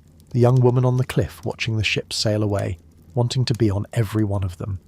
It's the kind of longing that doesn't resolve into action, because action would require choosing a destination, and the whole point is that no destination would be enough. What she wants isn't Brazil or Africa or the Cape. What she wants is the leaving itself, the moment when the ropes are cast off, and the dock slides away and everything you were is behind you, and everything ahead is unknown. That moment is the only one that feels like freedom, and it lasts about 30 seconds, and then you're just somewhere else, with the same self, carrying the same weight. She doesn't know this yet. She's 23, sitting on a cliff in the Atlantic, watching boats leave a harbour on a Portuguese island, and she thinks the answer is motion. She'll spend the next 30 years of her life chasing that moment, travelling obsessively, restlessly from country to country, from ship to ship, from hotel to hotel, never staying anywhere long enough for the place to become the thing she's running from. Greece, Ireland, England, Algeria, Egypt, Corfu. The list of places Elisabeth will pass through in the decades after Madeira reads like the itinerary of someone who has confused geography with therapy. Madeira is the beginning of that pattern. The first island, the first exile, the first time she discovers that distance doesn't solve the problem because the problem travels with you. But for now, she watches the ships, and she writes to Gruner, and the letters sign off with a sweetness that feels almost heartbreaking given everything that's come before. She signs herself, Ihre sie innigst liebende Elisabeth. Your most deeply loving Elisabeth. It's the signature of a young woman, formal in the way that youth imitates formality, affectionate in a way that doesn't quite know how to calibrate itself. She's writing to a man who is her husband's adjutant, a figure of the court, someone who could, if he chose, share every word of these letters with the people she most fears. And she signs them with love.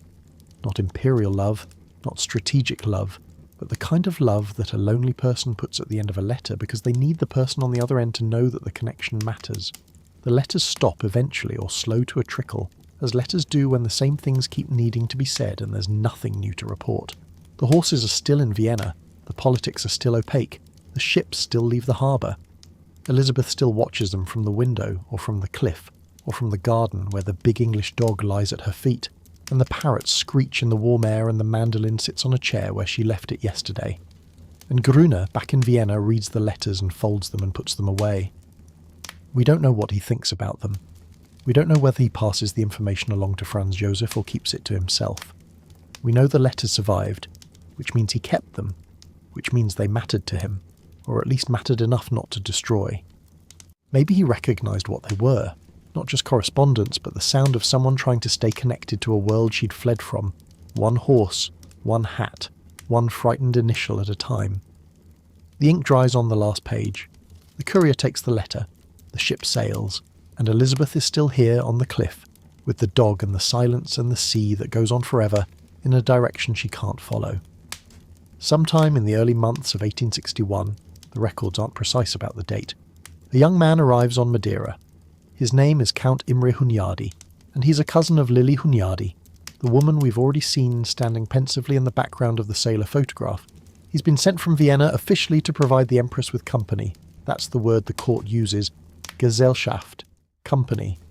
As if what Elisabeth needs on her remote island is another person to sit across from at the card table during the hours of scheduled silence.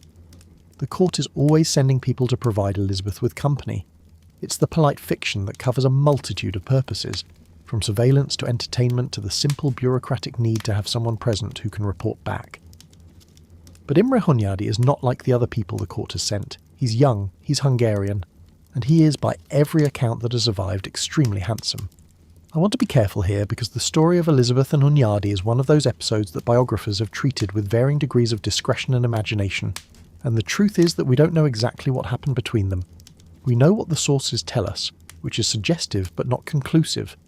We know that he gave her Hungarian lessons. We know that this was a language she'd never studied before, and would later master with a fluency that impressed native speakers.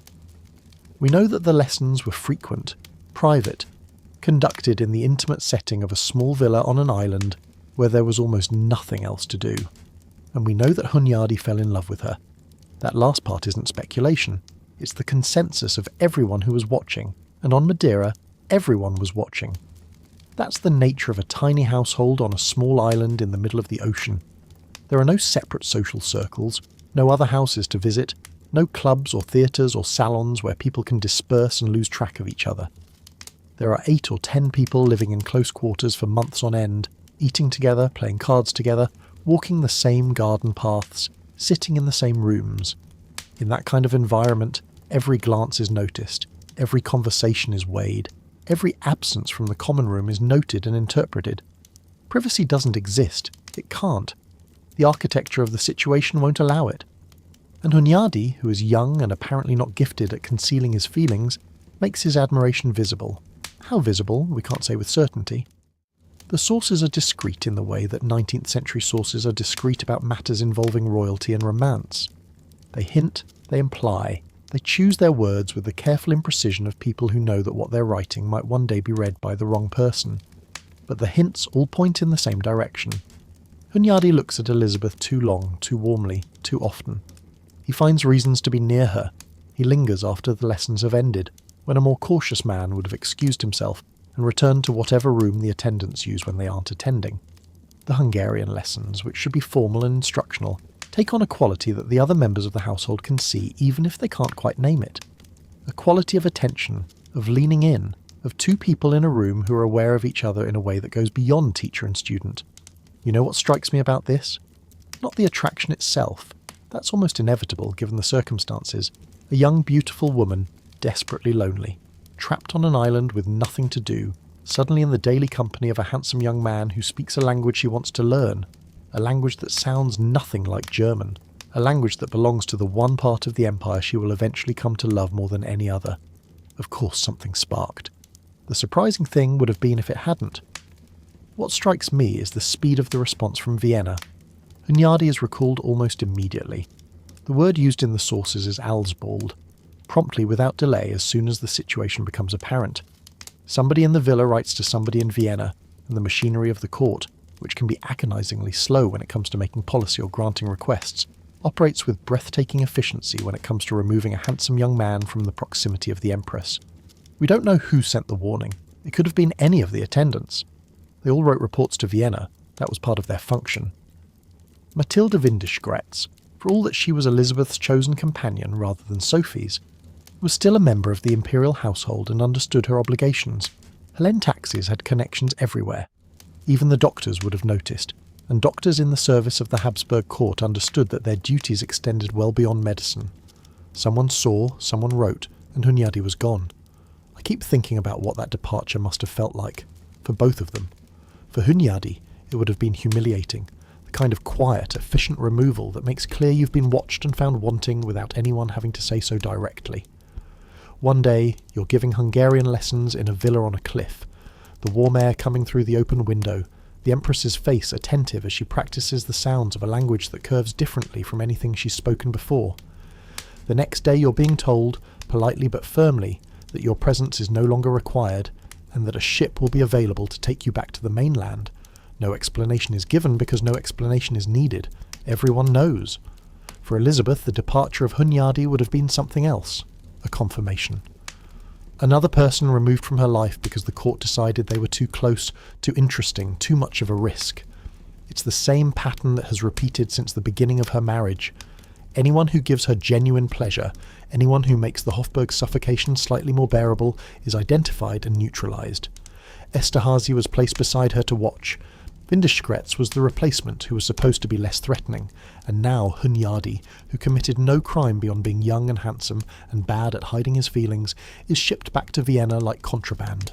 And Elisabeth is left with the familiar taste of something good being taken away before she was ready to let go. It's the taste of the nursery, the taste of the early days of her marriage, when her first daughter was taken from her arms and given to Sophie to raise, and she stood in an empty room wondering what she'd done wrong. She's done nothing wrong here either. She studied Hungarian. She sat across a table from a young man who was sent to keep her company, and who kept it rather too well. And now he's gone, and the villa is quieter again, and the card games resume their scheduled hours, and the silence thickens like something you could touch. But the Hungarian lessons don't stop. That's the interesting part. Hunyadi leaves, but the language stays. Elisabeth continues studying Hungarian on her own, with whatever materials she has, and when she returns to Vienna she'll seek out new teachers and continue until she's fluent. So fluent that Hungarian politicians will later remark on her accent with surprise and pleasure, because she sounds like someone who learned the language not from a textbook, but from a person, which is exactly what happened. And here's the thing about Hungarian that matters for this story. It's not like learning French, which every aristocrat in Europe already spoke, or Italian, which was the language of music and diplomacy and posed no political challenge. Hungarian is the language of the one part of the empire that most stubbornly refuses to be Austrian. It's the language of the people who are demanding autonomy, the people Franz Joseph and his ministers are trying to manage and contain, the people whose national identity is expressed more than anything else, through their insistence on speaking their own tongue rather than the German of their rulers. For Elisabeth to learn Hungarian isn't just a hobby, it's a statement, even if she doesn't fully realise it yet. It's the linguistic equivalent of turning her back on the Hofburg and facing east. Madeira is where it begins. A handsome young man gives her a few weeks of Hungarian lessons in a villa by the sea, and from that small seed grows the political passion that will define the second half of her life. She doesn't know that yet. Right now it's just a language, just sounds in her mouth that feel different from German, softer and harder at the same time, full of vowels that don't exist in any language she speaks and consonant clusters that make her laugh when she tries to pronounce them. But the seed is planted, and it's one of the few things from Madeira that she'll carry home and actually keep. And then the Russians arrive. A warship, the sources call it a Russian naval vessel, without specifying the name, puts into Funchal harbour on what is presumably a routine stop for water and provisions. The officers come ashore as naval officers do in foreign ports, and somehow, through the local authorities, through the diplomatic channels that follow royalty even to the ends of the earth, they learn that the Empress of Austria is on the island, and Elisabeth, who has spent months avoiding human contact, who has played silent card games and cried behind locked doors and watched ships leave the harbour wishing she were on them, does something that nobody in her household expected. She invites them to dinner, not just a polite acknowledgement, not a brief reception in the formal manner of courts, a dinner. With conversation, with wine, with the kind of evening that requires candles and clean tablecloths, and someone in the kitchen to produce something beyond the usual 25-minute meal that nobody eats, followed by what the sources describe as a small dance, or at least an evening that involves music and movement, and the kind of social warmth that Elisabeth has been starving for without knowing she was starving. She puts on something other than a sailor's blouse. She does her hair, which is long and dark and famous across Europe, and has been mostly hidden under hats and shawls for months. She sits at a table with strangers, men in uniform, men who speak French with Russian accents and carry themselves with the easy confidence of officers far from home. Men who don't know anything about the Hofburg or Sophie or the card game schedule or the crying behind locked doors, and she talks to them, and they talk to her, and for one evening the villa on the cliff is a place where people are laughing and the silence has been broken, and the barrel organ is replaced by actual music played by actual hands. One of the Russian officers, an admiral according to the account that survived, would later recall the evening with the kind of reverence that tells you something happened in that room that went beyond diplomatic courtesy. Everyone, he said, was in love with her. Alle waren in sie verliebt. It's a sweeping statement, the kind of thing a man says when he's old and looking back on an evening that stayed with him for decades, but it carries truth even if it's exaggerated. What the Russian officers saw that night wasn't the melancholic empress of the courier's reports. It wasn't the thin, weeping woman who locked herself in her room. It was Elisabeth as she could be when the conditions were right. Radiant, attentive, possessed of a charm that was all the more powerful for being rare. There's something I find deeply moving about that evening, and it has to do with what it reveals about the nature of Elisabeth's unhappiness. She isn't incapable of joy. She isn't broken in some fundamental way that prevents her from connecting with other people. She's capable of warmth, of humour, of the kind of magnetic presence that makes a room full of Russian naval officers fall in love with her in the space of a single dinner. The problem has never been her. The problem has been the context, the rigid protocol, the surveillance, the mother-in-law, the marriage that is more institution than partnership. Remove all of that. Put her in a room with people who have no expectations of her and no power over her, and she blooms. It's that simple and that devastating. The Russian officers leave the next day, or the day after. The warship pulls out of Funchal harbour and heads for wherever warships go, and the villa settles back into its routine of cards and barrel organ and silence. But something has changed. Not in the external circumstances, those are exactly the same. The cactus still grows from the cliff, the sea still crashes below, the days still stretch out like roads with no destination. What's changed is Elisabeth's relationship to her own beauty, her own power, her own ability to command a room. She's been told, for years, that she's beautiful. The newspapers say it, the court says it, Franz Joseph says it with the steady, appreciative bewilderment of a man who can't quite believe his luck. But being told you're beautiful by people who are obligated to say it is different from seeing it reflected in the faces of strangers who have nothing to gain from admiring you. The Russian officers gave her that mirror. They showed her what she looked like to people who weren't her husband's courtiers or her mother-in-law's spies. And what she looked like was extraordinary, not just physically, though she was that, but in the fuller sense of a person whose presence changes the temperature of a room. She'd known this about herself, dimly, the way you know something you've been told but haven't experienced. Now she's experienced it, and the knowledge settles into her differently, more solidly, like a weight she can carry with her. And I think this matters more than the romance with Hunyadi, more than the card games, more than any of the other things that happened or didn't happen on Madeira.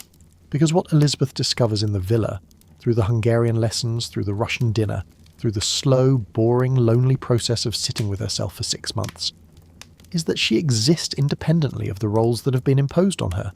She's not just an empress, not just a wife, not just a mother, not just a daughter-in-law. She's a person who can charm a room full of strangers, who can learn a difficult language, who can make a handsome man fall in love with her without trying, who can sit at a window watching ships and think thoughts that belong to nobody but herself.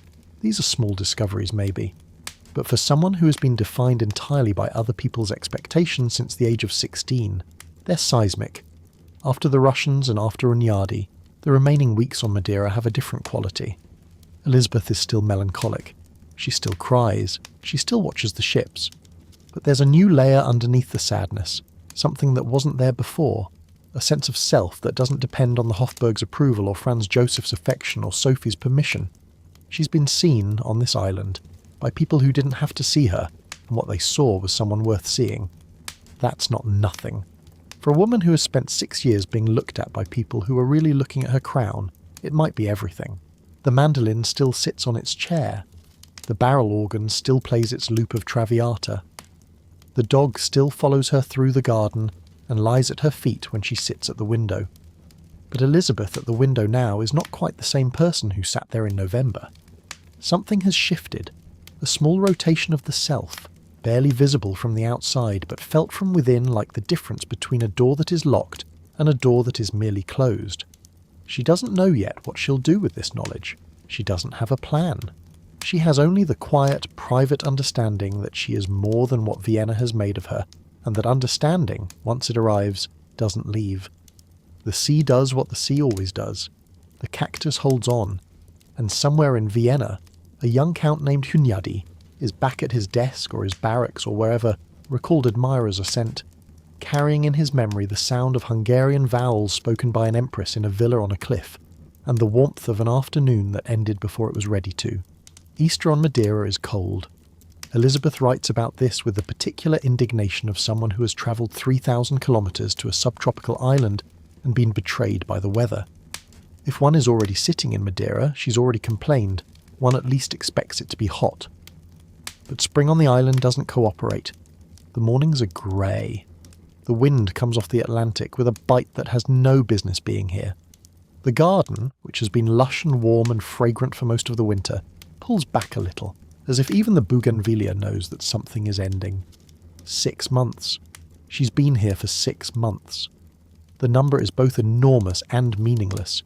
Enormous, because 6 months is a long time to spend in a rented villa on a volcanic island playing silent card games and watching ships leave the harbour. And meaningless, because the days have been so uniform, so emptied of event, that they could have been 6 weeks or 6 years, and the difference would be measured only in the number of times the barrel organ played through its cycle of Traviata. But now the word has come from Vienna. It's time to go home. The doctors, the same doctors who sent her here, who declared her lungs too fragile for the Viennese winter, have decided that she's well enough to return. May, when Vienna warms up. The winter she was supposed to not survive is over, and she has in fact survived it. Though whether the survival has anything to do with Madeira's climate is a question that nobody can answer with confidence. Her cough is better. She's gained a little weight, though not much. She's not dying, if she ever was. The preparations for departure are quiet, practical, unremarkable. The trunks are packed, the same trunks that were packed with summer dresses in Vienna 6 months ago, now holding the accumulated objects of half a year on an island. Gifts for the children, souvenirs, shells picked up on walks along the shore, the kind of small things you collect without thinking when you live somewhere long enough for your hands to reach out and pick things up. The bird cages are prepared. She's bringing parrots home, bright, noisy creatures that will look absurd in the grey rooms of the Hofburg but will carry, in their feathers and their calls, a trace of the warmth they came from. The dogs will come. The ponies probably won't. The barrel organ, that patient little box that has played Traviata into the Atlantic air more times than anyone could count, is wrapped and stored. The mandolin goes into a case. The villa is returned to its owner in whatever condition 6 months of an imperial household have left it. The servants dismantle the temporary court that was never really a court, just a handful of people living together in a house, too small for their collective unhappiness. Sheets are folded. Rooms are swept. The tile floors that held the sound of Elisabeth's pacing, the windows that framed her vigil over the sea, the terrace where the sailor photograph was taken, all of it goes back to being an ordinary villa on an ordinary cliff, waiting for its next tenant, who will never know what happened here. And Elisabeth stands at the window one last time. The view hasn't changed. The sea is still there, doing what it does, indifferent to her arrival 6 months ago, and indifferent to her departure now. The cactus still pushes out of the cliff face. The camellia trees still tower over the garden, though the blossoms are fading now, replaced by the hard green knobs of next year's buds. She has sat at this window through an entire season of her life, and the season is over, and the window is just a window again, framing a view that will continue to exist without her in front of it. The ship takes her east and north, back through the open Atlantic, past the coast of Portugal, into the Mediterranean, and here, on the return journey, something happens that will matter more than anyone realises at the time.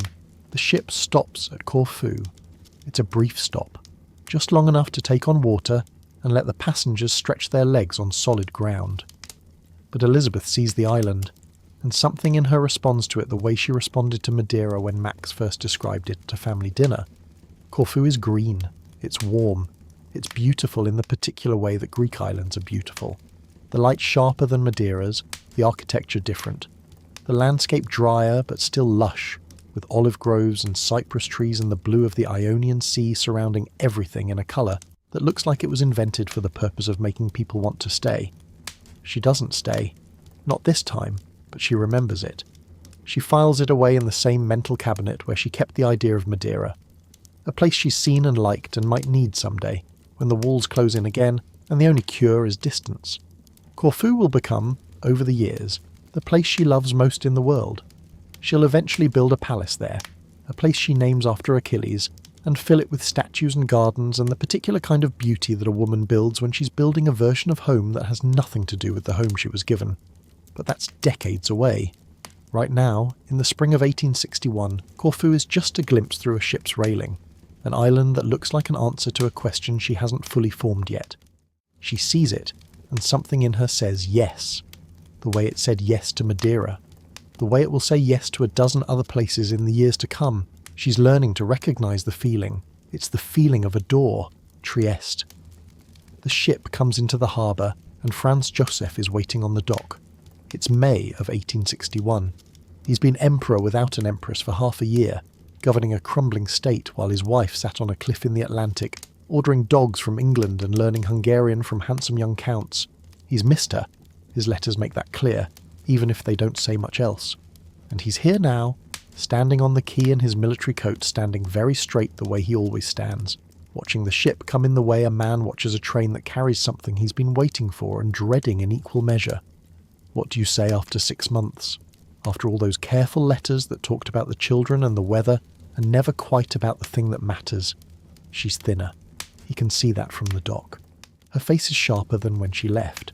But she's walking, she's upright, she's alive, and for Franz Joseph, whose expectations have been lowered by months of alarming medical reports and pessimistic couriers, alive may be enough. He doesn't know yet that the woman walking down the gangway is not the same woman who walked up one in Antwerp 6 months ago. She looks the same. She carries herself the same way. But something behind her eyes has shifted, and he won't understand what it is for a long time, if he ever does. The crowd is friendly. That's what Ludovica notes in her letter to Sophie. The reception in Trieste was warm, and the public mood toward the emperor seems to have shifted in a more favourable direction. It's a small comfort, offered by a mother who is trying hard to be optimistic about a situation she can't control. Ludovica adds, with the careful hope of someone who has been disappointed too often, may God grant that Sisi now gives him a truly happy home life, and that he finds in his private life the peace and quiet contentment he so richly deserves after the long sad winter. And then the line that carries everything. If only she knows how to appreciate and enjoy her happiness after the long deprivation. If only he finds in her everything he deserves and so urgently needs, as comfort and balm for the difficulty of his position, for all the ingratitude he must endure. It's a mother's prayer, and it's addressed to the wrong person. Ludovica is asking Sophie to share her hope that Elizabeth will be a good wife, that the long separation will have taught her gratitude, that she'll return chastened and improved, and ready to perform her duties with the willingness she's never shown before. It's the hope of a generation, the older generation, the generation of mothers and mothers-in-law, that a difficult young woman can be fixed by a change of scenery the way a difficult horse can be fixed by a change of stable. And it's wrong. It's wrong in a way that Ludovica probably senses even as she writes it, because she knows her daughter, and she knows that Sisi has never once in her life responded to obligation by becoming more obliging. Elizabeth is 4 days back in Vienna when everything collapses. 4 days. That's all it takes. The cough returns, worse than before. The fever spikes. She stops eating again, not gradually, not as a slow decline, but with the immediacy of a body that has been exposed to the thing it's allergic to and is reacting accordingly. The first official reception, a circle with the high aristocracy, the kind of formal gathering where the Empress must stand for hours in a gown that weighs more than she does, smile at people who have spent 6 months gossiping about her, receive compliments from women who don't mean them, and men who are assessing whether she still deserves the admiration the newspapers grant her, undoes everything. After the circle, she's in tears again. The locked door, the refusal of food, the weeping that goes on for hours and can't be comforted. It's as if the 6 months on Madeira never happened, as if the warm air and the camellia trees in the sea were a dream she had while sleeping in the Hofburg, and now she's awake, and the cold marble is still under her feet, and nothing has changed. Foreign Minister Hofburg writes about it with the measured alarm of a diplomat who can see a crisis developing. The emperor, he says, is deeply saddened. The mood at court is depressed. The empress, since her return, has developed the most profound aversion to all nourishment. She eats nothing. Her strength is failing, all the more because her cough continues, and severe pains rob her of the sleep that might still sustain her.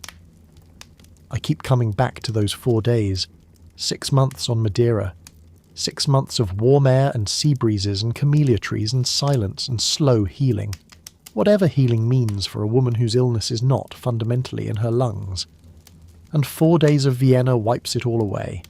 The marble corridors, the cold rooms, the stoves that never heat properly, the eyes that are always watching, the mother-in-law somewhere in the palace, close enough to feel even if she isn't seen. The children who have grown in her absence and don't quite know how to be with her. The husband who loves her in his careful, dutiful way, but doesn't know how to ask the right questions or give the right answers. 4 days, and her body gives back every inch of ground it gained in 6 months of exile. Dr. Skoda examines her again. The diagnosis this time is worse. He speaks of galloping consumption, a rapidly advancing destruction of the lungs. Whether this is accurate or whether Skoda is once again providing the medical language for a condition that is more emotional than physical, nobody can say. But the prescription is the same. She must leave. Again. Immediately. And this time the destination she suggests is Corfu, the island she glimpsed on her way home from Madeira, the place she filed away for exactly this kind of emergency. Even Ludovica, who has maintained her measured calm through every crisis, is now frightened. She writes to Sophie that she is vernichtet, destroyed. The same word Sophie used when Elisabeth left for Madeira. The word passes back and forth between the two mothers like a dark coin. And so the cycle begins. The cycle that will define the rest of Elisabeth's life. Departure and return, island and palace, the brief illusion of health, in a warm place, followed by the immediate collapse upon re-entry into the cold machinery of the Hofburg. She'll go to Corfu, she'll go to Moran, she'll go to England, to Ireland, to Algeria, to Egypt. She'll spend more of the next 3 decades travelling than she spends at home, and each departure will look, from the outside, like a medical necessity, and each return will prove within days that the medicine was the absence, not the destination. The pattern is set. Madeira set it, and it will hold, with remarkably little variation, for the rest of her life. But that's the future, and the future isn't our story tonight. Our story is about Madeira, about 6 months on a cliff above the Atlantic, in a villa where the days were measured by card games and the nights were measured by the sound of the sea. What did Elisabeth gain on Madeira? Not her health. That much is clear from the speed with which she falls apart upon returning to Vienna. Not happiness. She was miserable for most of her time on the island, crying behind locked doors, barely eating, watching ships leave the harbour, with the longing of someone who wants to be everywhere except where she is. Not a solution to her marriage. Franz Joseph is still the same patient, bewildered, affectionate man he's always been, and the distance between them is still measured in things that can't be crossed by ships or bridged by letters, no matter how many horses are mentioned or how warmly they sign off. What she gained is harder to name, and maybe that's why it's the most important thing. It's something internal, something that doesn't show up in the medical reports or the courier's letters or the sharp observations of Archduchess Therese. On Madeira, Elisabeth discovered that she could exist outside the Hofburg and not disappear, that she could be seen by strangers and be found beautiful, not as an empress but as a woman, that she could learn a new language, attract admiration, make a room full of Russian officers fall in love with her, sit with herself for months on end and come out the other side still recognisable, still herself, still the person she was before the crown and the marriage and the children, and Sophie reshaped her into something she never agreed to become. She found, on that island, the beginning of a self. Not a complete one. That would take years, decades of travelling and reading and writing poetry and learning to fight for things she wanted, and arguably she never quite finished the project. But the beginning, the first sketch, the outline of a person who exists independently of her title, who wants things and fears things and loves things that have nothing to do with the empire. The hat that matches the black horse, the Hungarian vowels that feel different from German in her mouth, the dog from England that followed her everywhere, the ships leaving the harbour, going to places she'll never stop wanting to reach. These are the things that belong to Elisabeth alone, and Madeira is where she learned that she was allowed to have them. She's 23 years old. She's going back to Vienna, where everything she left behind is waiting for her exactly as she left it. The marble, the cold, the watching eyes, the mother-in-law, the husband who loves her without understanding her. And she's no longer the girl who left. Something has turned, quietly, in the 6 months between her departure and her return. A door that was locked is now merely closed. A woman who was afraid of everything is now afraid of most things, which is not the same, and the difference, small as it is, will change the course of an empire. But that's a story for another night, and another long, quiet evening like this one. Tonight, the villa on the cliff is empty. The shutters are closed. The sea crashes below, unchanged, and the cactus grows on, patient and quiet, out of every crack in the stone. So the villa is empty now. The shutters have been pulled closed, and the rooms are quiet, and the tile floors hold no footsteps. The barrel organ has been packed away. The mandolin is in its case. The cards have been gathered from the table and put somewhere. A drawer, a box, it doesn't matter. And the lamps have been put out, and the warm air moves through the garden the way it always has, touching the cactus on the cliff and the camellia trees and the bougainvillea on the wall, not knowing and not caring that the woman who sat at the window is gone. She was here for 6 months. She cried behind a locked door. She played a children's card game in silence, hour after hour, with women who had given up trying to talk to her. She turned the handle of a small mechanical organ and listened to the same aria loop back on itself, again and again, while the sea crashed below and the light changed and the day passed without leaving a mark. She ordered a dog from England because she needed something warm and uncomplicated to walk beside her. She wrote letters about horses and hats to a man she trusted, and about politics to a husband who wouldn't answer, and about small guitars to a daughter too young to read. She watched every ship leave the harbour and wanted to be on all of them, and none of that was wasted. None of it was nothing. Because somewhere inside those 6 slow, empty, beautiful, miserable months, a woman who had been told what to be since the age of 16 sat down in a quiet place and began, without meaning to, without a plan, without even knowing she was doing it, to become herself. I think about the people we don't see in this story. The servants who kept the villa running while the Empress sat at her window. The cook who prepared 4 courses and 4 desserts every day, knowing they'd be finished in 25 minutes, knowing most of the food would come back untouched.